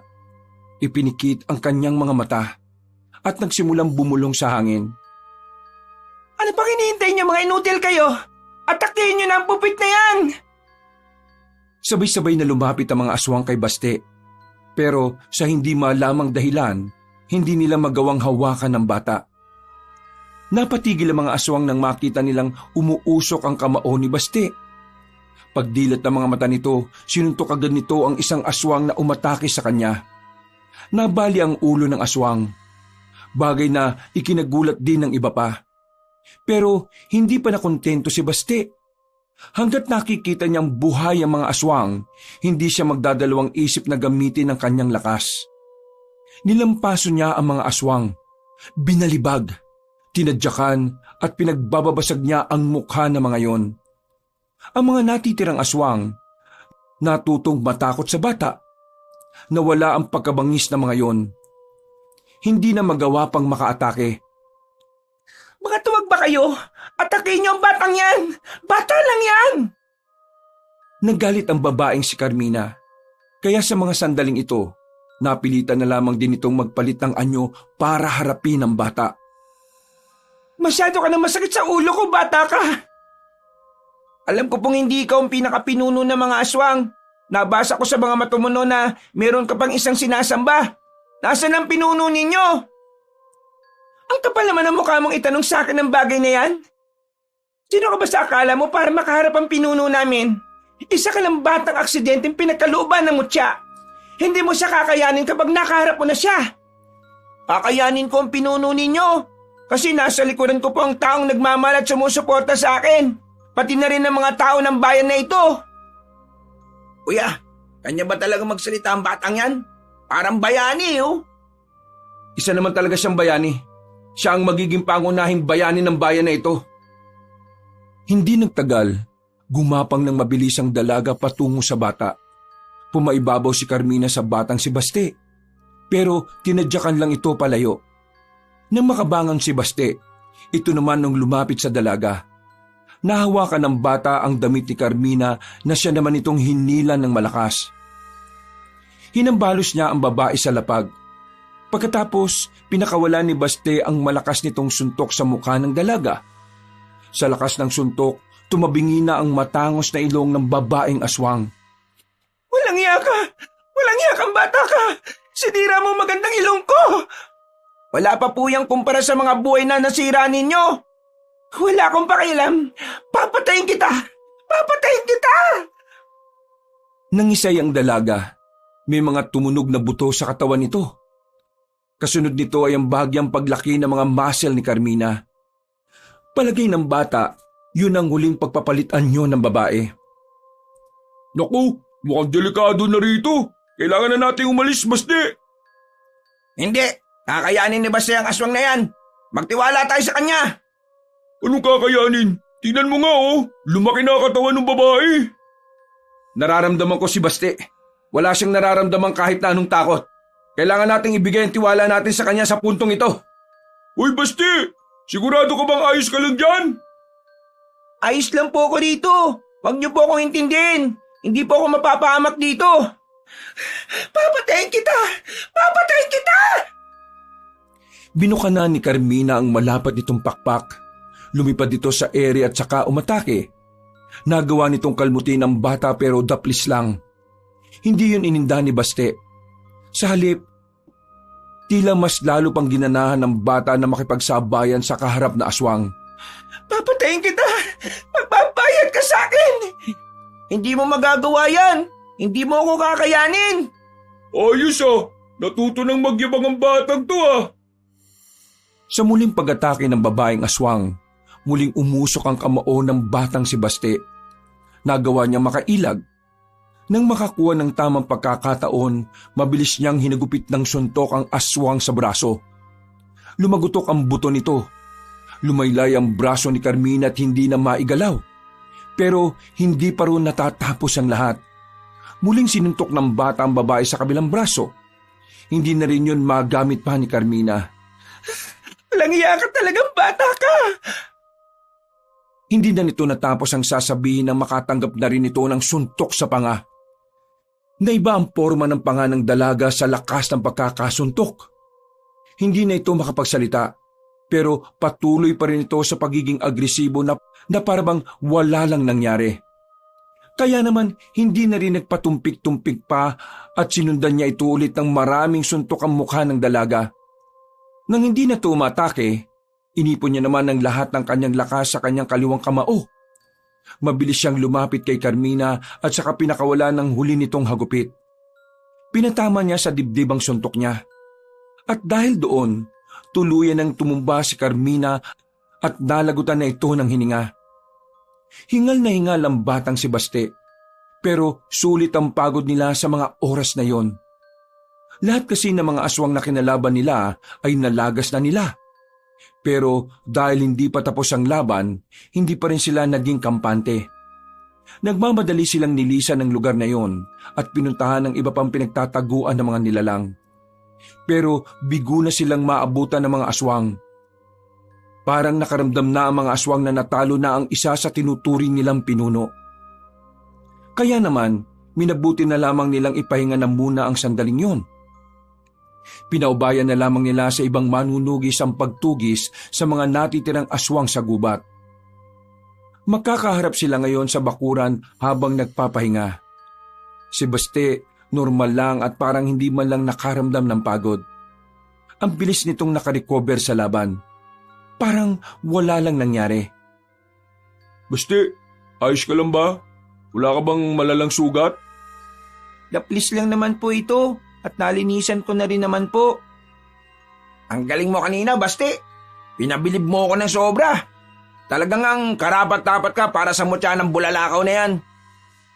Hindi po ako magaling. Yung mutya po. Siya pong dahilan ng lahat kung paano ko nalabanan ng maayos ang mga aswang. Magaling ka pa rin. Kasi alam mo kung bakit? Hindi ka naman kikilalanin ng mutya kapag alam nilang hindi ka magaling eh. Alam mo, ang mga mutya, parang tao rin yan.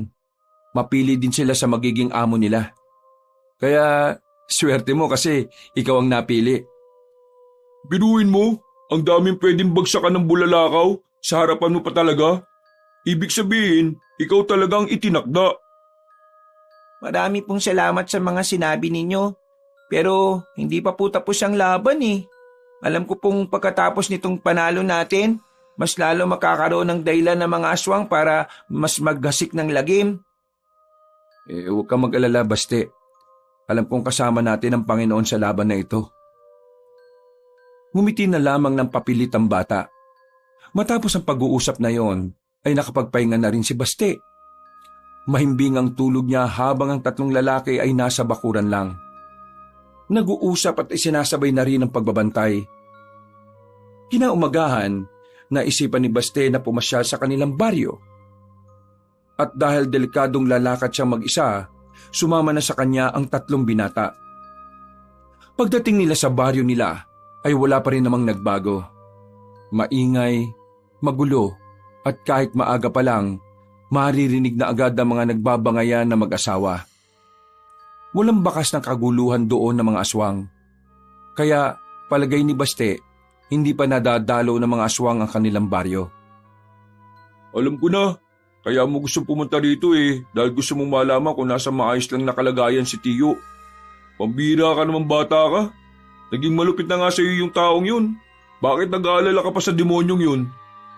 Dapat nga, maunang kainin ng aswang yung siraulong matanda na yun Kuya Waldo, kahit na ano pa man ang ginawa sa akin ni Tiyo, hindi naman may kakailan na dahil din sa kanya kaya pa ako buhay ngayon. Bakit? Dahil sa mga tira-tirang pagkain na pinapakain niya sa'yo?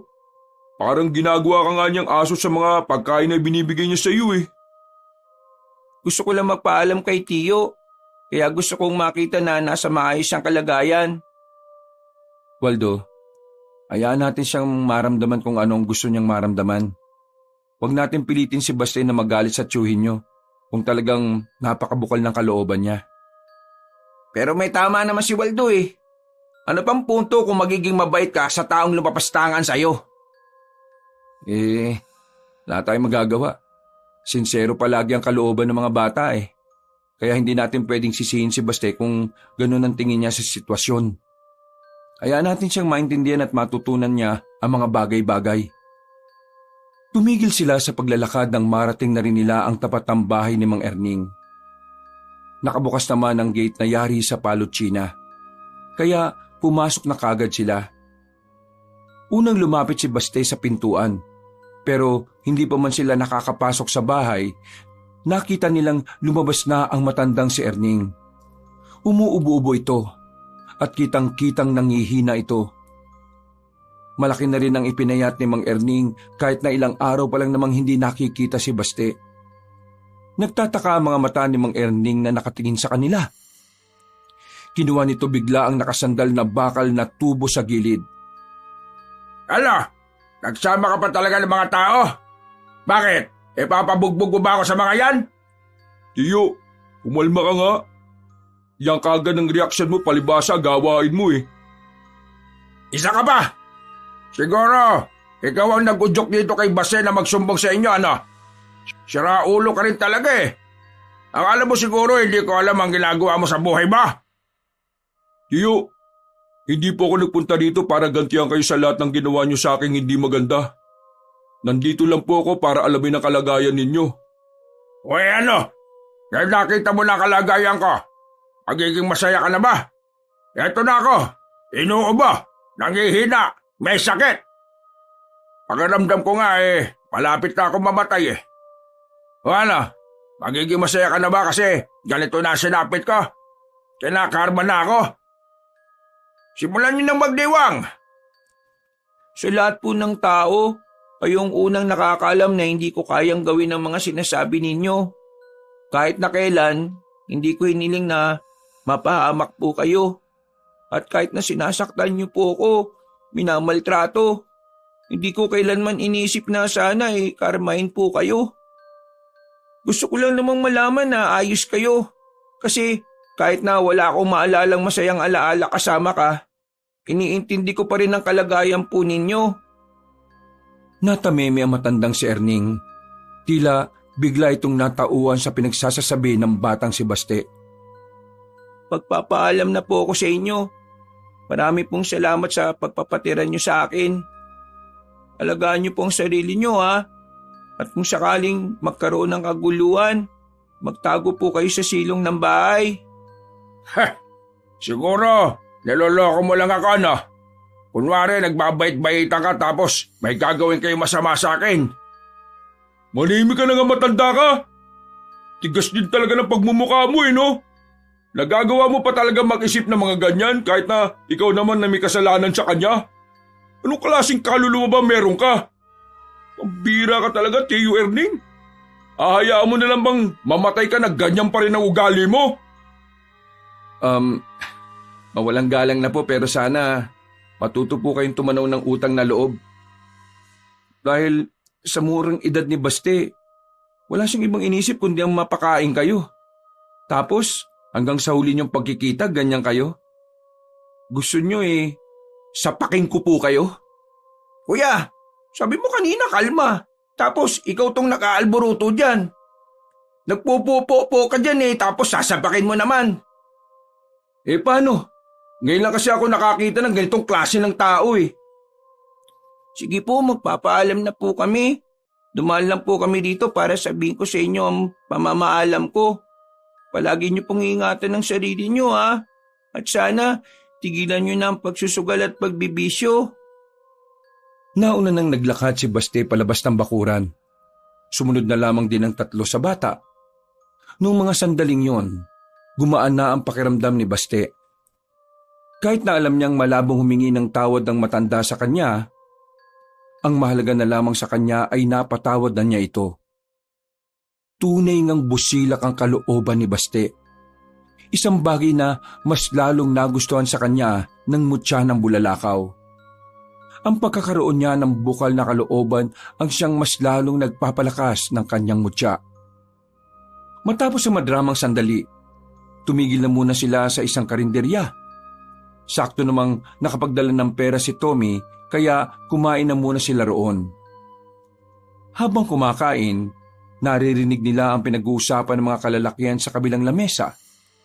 Ayon sa mga yon, may isang grupo na naman ng mga manunugis ang tinirada ng mga aswang. Kuya, wala bang ibang paraan para malaman natin ang susunod na galaw ng mga aswang? Hindi ko rin alam kung meron.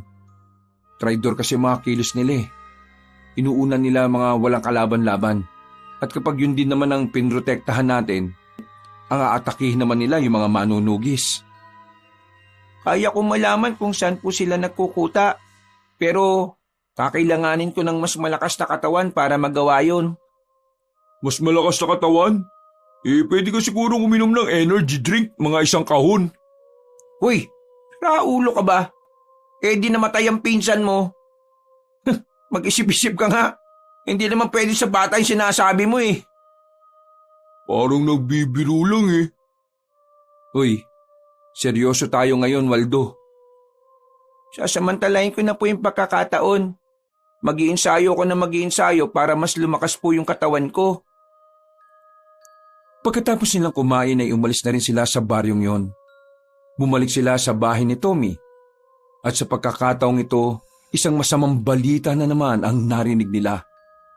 Nagtindigan ang balahibo ni Tommy nang malaman na ang mga kasamahan niya nalagas na mga aswang noong gabi. Ang tatanga naman kasi ng mga kasamaan mo Alam naman nilang may mga aswang na sa mga baryo. Nakagawa pa talaga nilang mag-inom ng alak. Yun ang nakaabot na kwento sa kanila mula sa kakilala ni Tommy. Inis na inis si Arnel. Ayaw na ayaw niya kasi talaga ng taong tatanga-tanga. Tama lang pala talaga na umalis ka sa kanila, Teacher Tommy. Mga mukhang hindi naman pala sila nag-iisip Nagpapadala po sila ng mensahe. Ang mga pagpaslang pong ginagawa nila nagpapaiwatig na hindi nila tayo uurungan. Nararamdaman ko po, gumagawa na ng sariling akbang ang kanilang pinuno. At yun po, ang kailangan nating pagandaan. Wala nang sapat na panahon ng batang si Baste para makapag-ensayo ng maraming araw. Kaya naman kinabukasan ay puspusan na agad ang kanyang pagsasanay. Mas pinalakas niya ang kanyang pangangatawan. Sinamantala niya ang pagkakataon na wala pang paramdam ang mga nilalang ng kadiliman. Hapon lang nakapagpahinga ang bata ng mga sandaling yon. Pero dahil sa mutya ng bulalakaw, mabilis lang naman siyang nakaka-recover. Kaya ko na ulit. Magsasanay na po ako. Baste, huwag mo isagan ang sarili mo ha. Baka bigla ka naman magkasakit niyan. Kinagabayan naman po ko ng mutya eh. Kahit pa. Kung minsan, pati ang mutya ay napapagod din. Kapag ang nangangalaga sa kanya ay napapagod. Tumango na lamang si Baste. Sinunod niya ang sinabi ni Tommy. Umupo na lamang siya sa gilid ng malaking bato. Hindi pa po ba nakakabalik si Kuya Waldo at Kuya Arnel? Hintayin na lang natin sila. Ako man din nagugutom na. Sana nakapagdilensya sila na makakain natin. Gusto niyo po ba manghuli ako ng isda dito sa ilog? Ikaw talaga. Wala namang isda dito sa ilog eh. Bakit po wala? Hindi tumatambay ang mga isda sa tubig na may malakas na agos. Kadalasan, sa mga tubig sila nakalmado. Sayang naman po. Mag-aalas 6 na makabalik ang dalawang binata.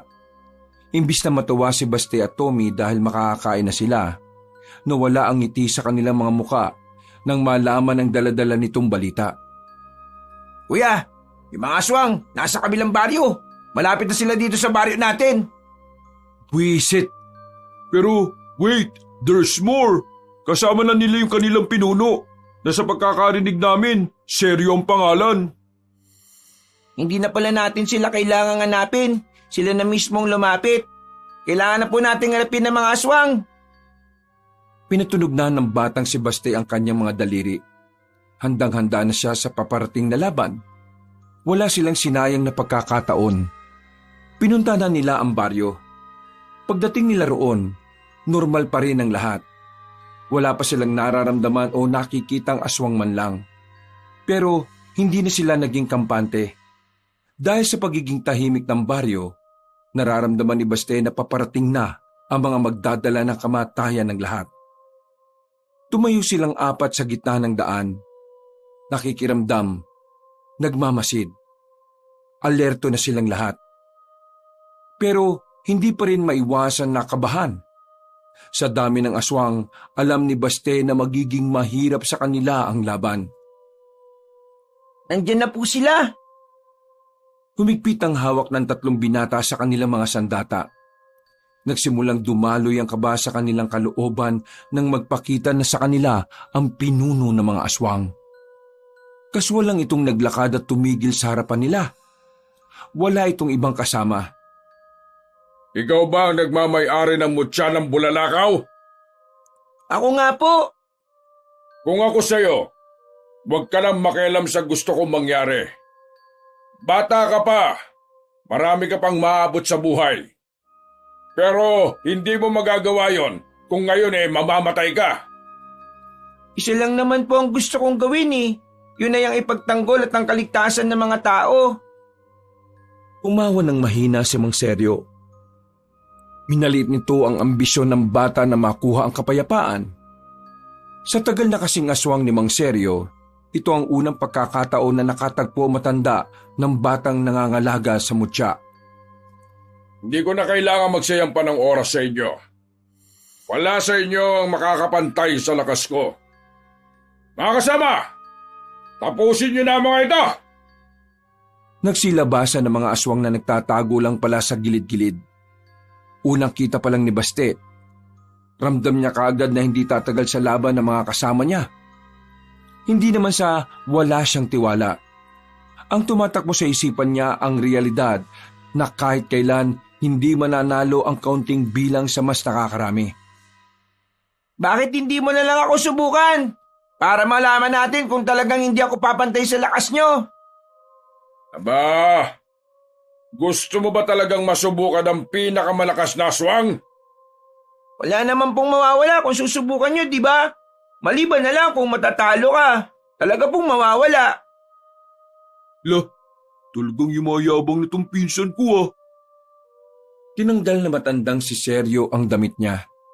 Nakita nila ang katawan nitong kahit kulubot na ay punong-puno ng mga tato. Sige, pagbibigyan kita. Pero wag mo akong sisisihin kapag namatay ka. Wala pong makikialam ha. Kaming dalawa lang ang maglalaban. Baste, sigurado ka ba sa sinasabi mo? Pabayaan mo siya, kuya. May paraan siyang naisip. Gusto niya kalabanin mag-isang matandang yan para kahit na papaano hindi agad tayo maubos. Huwag kayong mag-alalang tatlo. Kapag napas lang ko ang batang ito, kayo naman ang isusunod ko. Hindi na nagsalita pa si Baste. Inihanda na rin niya ang kanyang sarili. Naramdaman na lang niyang dumadaloy na sa kanyang buong sistema ang kapangyarihan ng mutya. Umatras na sila Tommy. Magkaharap na rin ang bata at ang matanda. Hindi na nagsayang ng pagkakataon ng batang si Baste. Buong puwersa niyang nilapitan si Mang Seryo. Hindi na namalayan na matanda ang kanyang paglapit. Kaya naman nagawa na niya itong suntukin sa muka. Tumunog ang buto sa leeg na matanda. Tumabingi ang ulo nito. Pero parang wala lang nangyari. Binalik lang ulit ni Mang Seryo sa dati ang leeg nito. Pambira! Nabali ang leg tapos ginanon lang? Akabit ka agad? Kagaya ng inaasahan ko, hindi siya basta-basta. Tunay ngang malakas ka, bata! Ang kaso nga lang, masyado ka pang hilaw. Ngayon, ako naman! Nag-iba ang kulay ng mga mata ng matandang aswang. Nagkaroon din ito ng ugat sa muka. Sa isang iglap lang, nasa harapan na ito ng bata. Dinakma ni Mang Seryo sa kwelyo ang bata. Binalibag nito ang bata sa pader ng bahay. Hindi pa man nakakabangon si Baste ay sumunod agad ito. Dinakma naman ito sa buhok si Baste. Sapilitang inangat sa ere at saka sinampal ng malakas sa muka. Hindi ako pumapatol sa bata. Pero dahil masyado kang makulit, ipapatikim ko sa iyo ngayon ang pagkairita ko sa iyo. Hindi niyo ako masisindak. Sanay na akong binubugbog na matanda. Kaya normal na lang sa akin to. Hinawakan ni Baste ang kamay ni Mang Seryo. Hinigpitan niya ang pagkakahawak hanggang sa mabitiwan siya nito.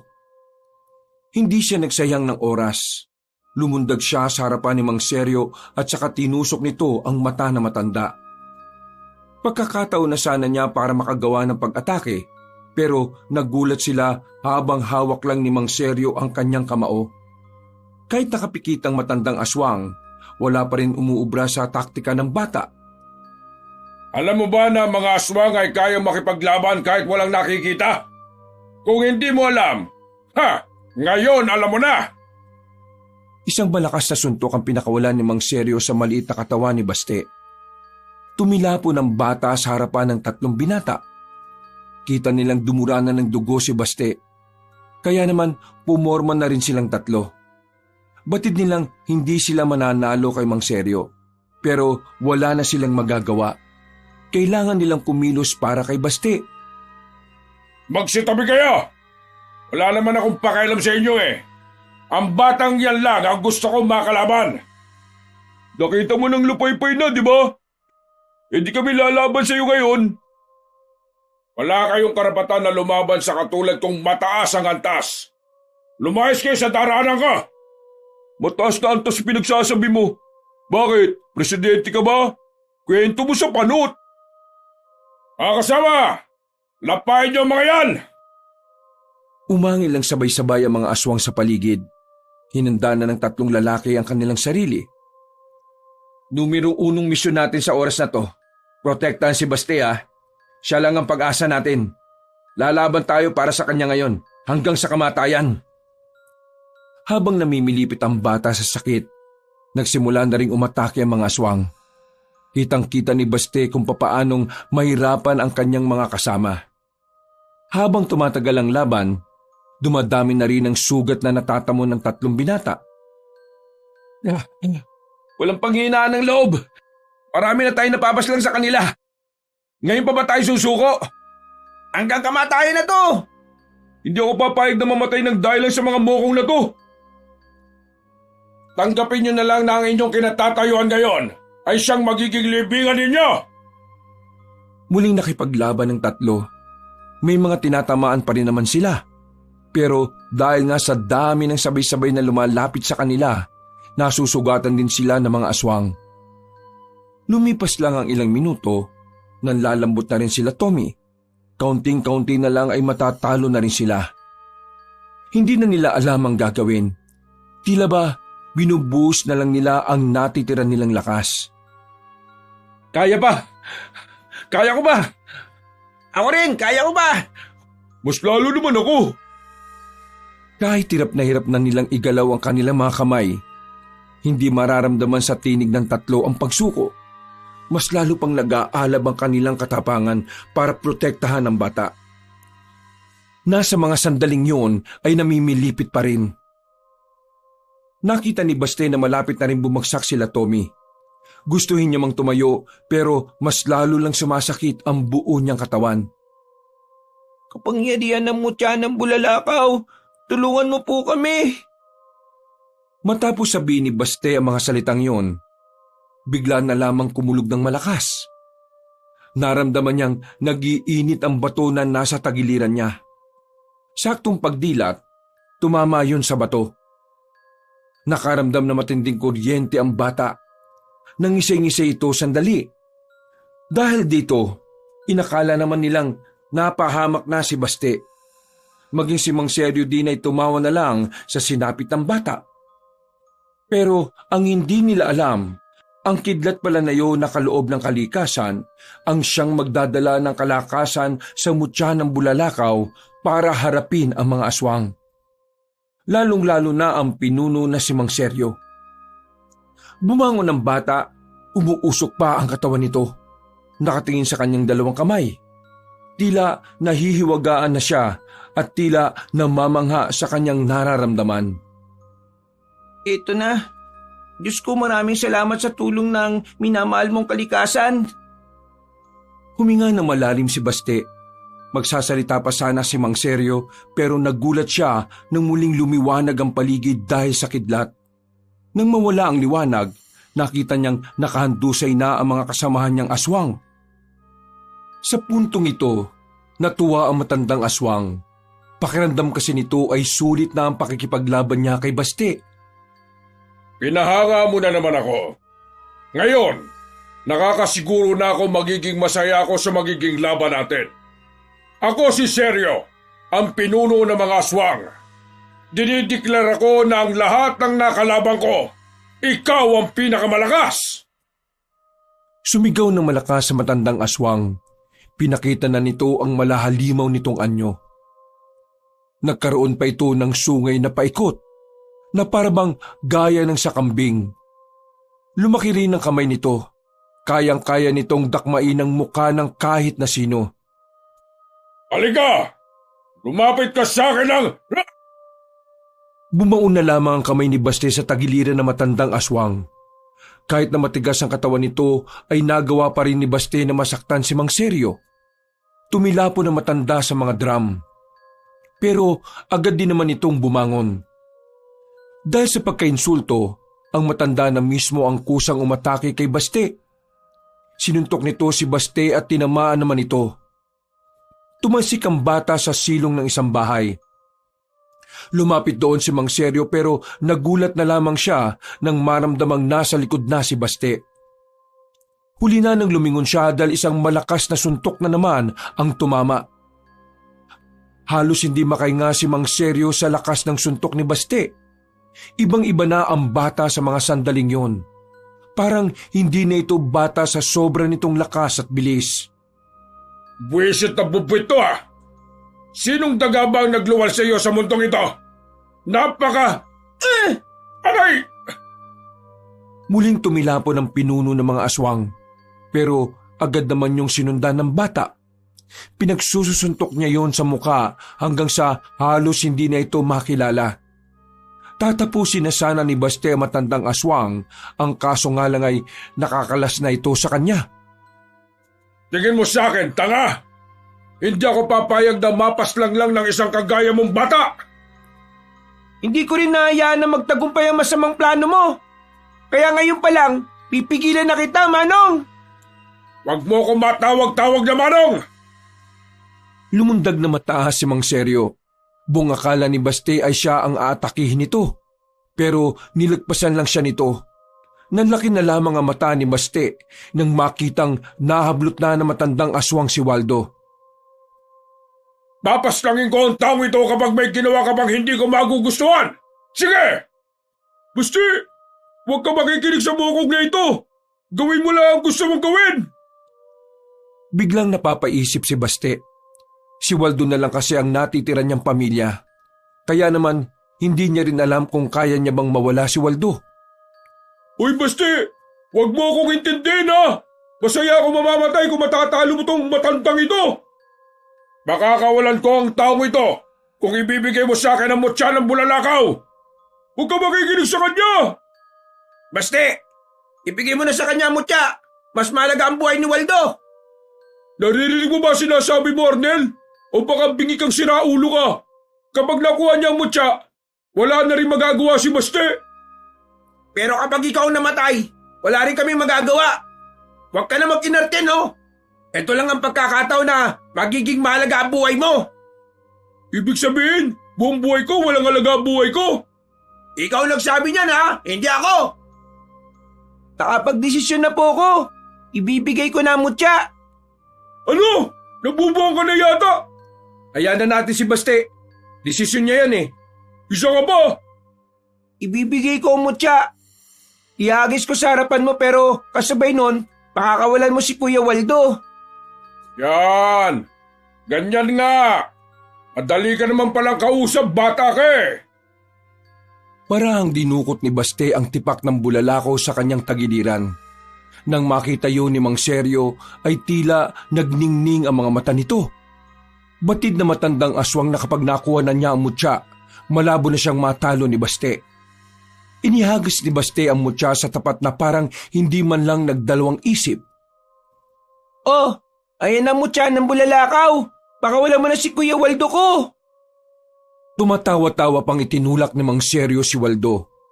Nang masiguro ni Baste na ligtas na ang kanyang pinsan, saka sumilay ang nakakalokong ngiti niya. Pagdampot ni Mang Seryo sa mutya, nagulat ito nang bigla siyang mapaso. Kasing init ng nagbabagang metal ang init ng batong yon. Hindi mo ba alam na ang mutya ng bulalakaw ay hindi nagpapawak sa ibang tao o nilalang? Kaya naman, malabong mahawakan mo yan. Sa madaling sabi, naisahan kita.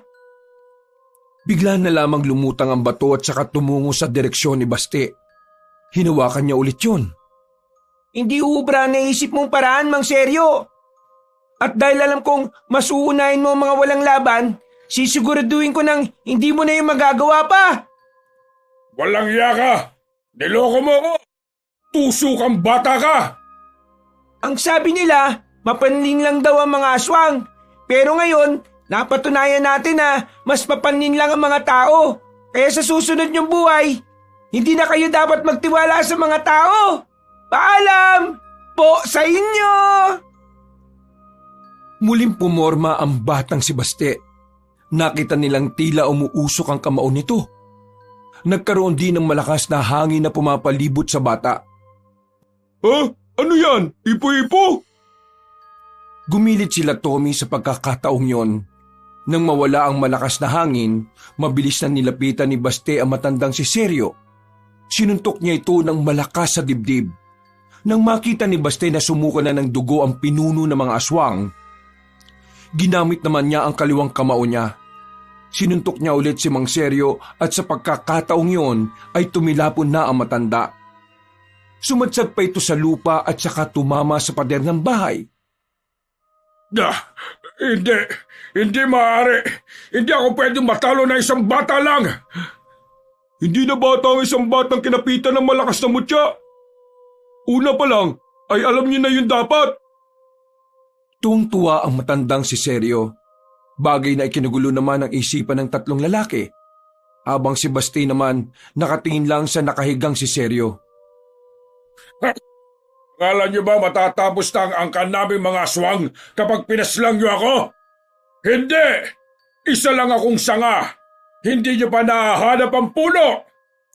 Kung kinakailangan na baliin namin ang sanga ng puno na sinasabi mo, gagawin ko yun ng paulit-ulit.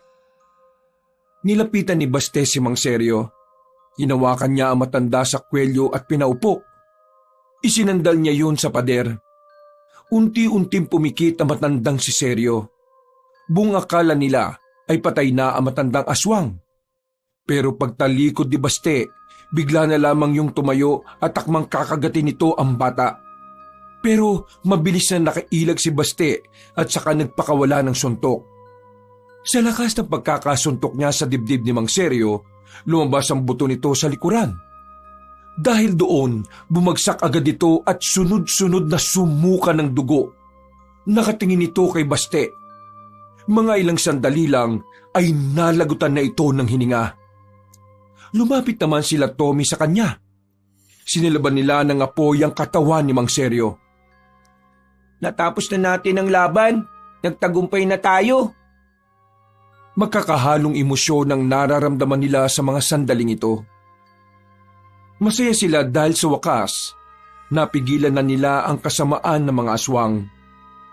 Malungkot din dahil sa kabila ng kanilang tagumpay, hindi may kakaila na marami din buhay ang nawala. Pagod na pagod ang kanilang katawan ng mga sandaling yon. Lupaypay sila nang makabalik na rin sila ng baryo. Napaiga na lamang sila sa bakuran. Napatingin sa kalangitan at sa mga bituin. Lawakas, makakatulog na rin ang maimbing. Kung nasaan man ang mga magulang natin, alam kong masaya na sila ngayon. Sana wala nang aswang dito sa atin, oh. Ang hirap ng ginagawa natin, eh. Kung sakali mang may aswang pa rin dito, hindi pa rin ako titigil na gawin ang tungkulin ko bilang tagapangalaga ng mutya ng Bulalakaw. Hindi matatapos ang tungkulin natin sa isang tagumpay lang. Magpapatuloy ito hanggat hindi pa tayo nakakasigurado na wala nang aswang sa bansang ito. Hanip, parang matanda ka na talaga magsalita ngayon, ha? Tama na muna siguro yung usapan na ganito. Tumayo na tayo at gamutin natin ang mga galos natin. Kinaumagahan, bumalik na si Waldo at Baste sa kanilang baryo. Maging sa kanilang baryo, pumutok din ang balita na si Baste at ang 3 binata ang nakatalo sa mga aswang. Dahil dito, nakilala sila sa kanilang kabayanihan. Marami ang humanga sa kanila. Habang naglalakad, nakita nila si Mang Erning. Hindi makatingin ng maayos sa kanila, pero pasimple itong tumango at ngumiti. Ngumiti na lang din si Baste. Noong mga sandaling yon, sinabi niya sa kanyang sarili na handa na niyang kalimutan ang masamang nakaraan niya. Gusto niyang simulan ang kanyang bagong buhay kasama ang mga taong tunay na nagmamahal sa kanya. Wakas,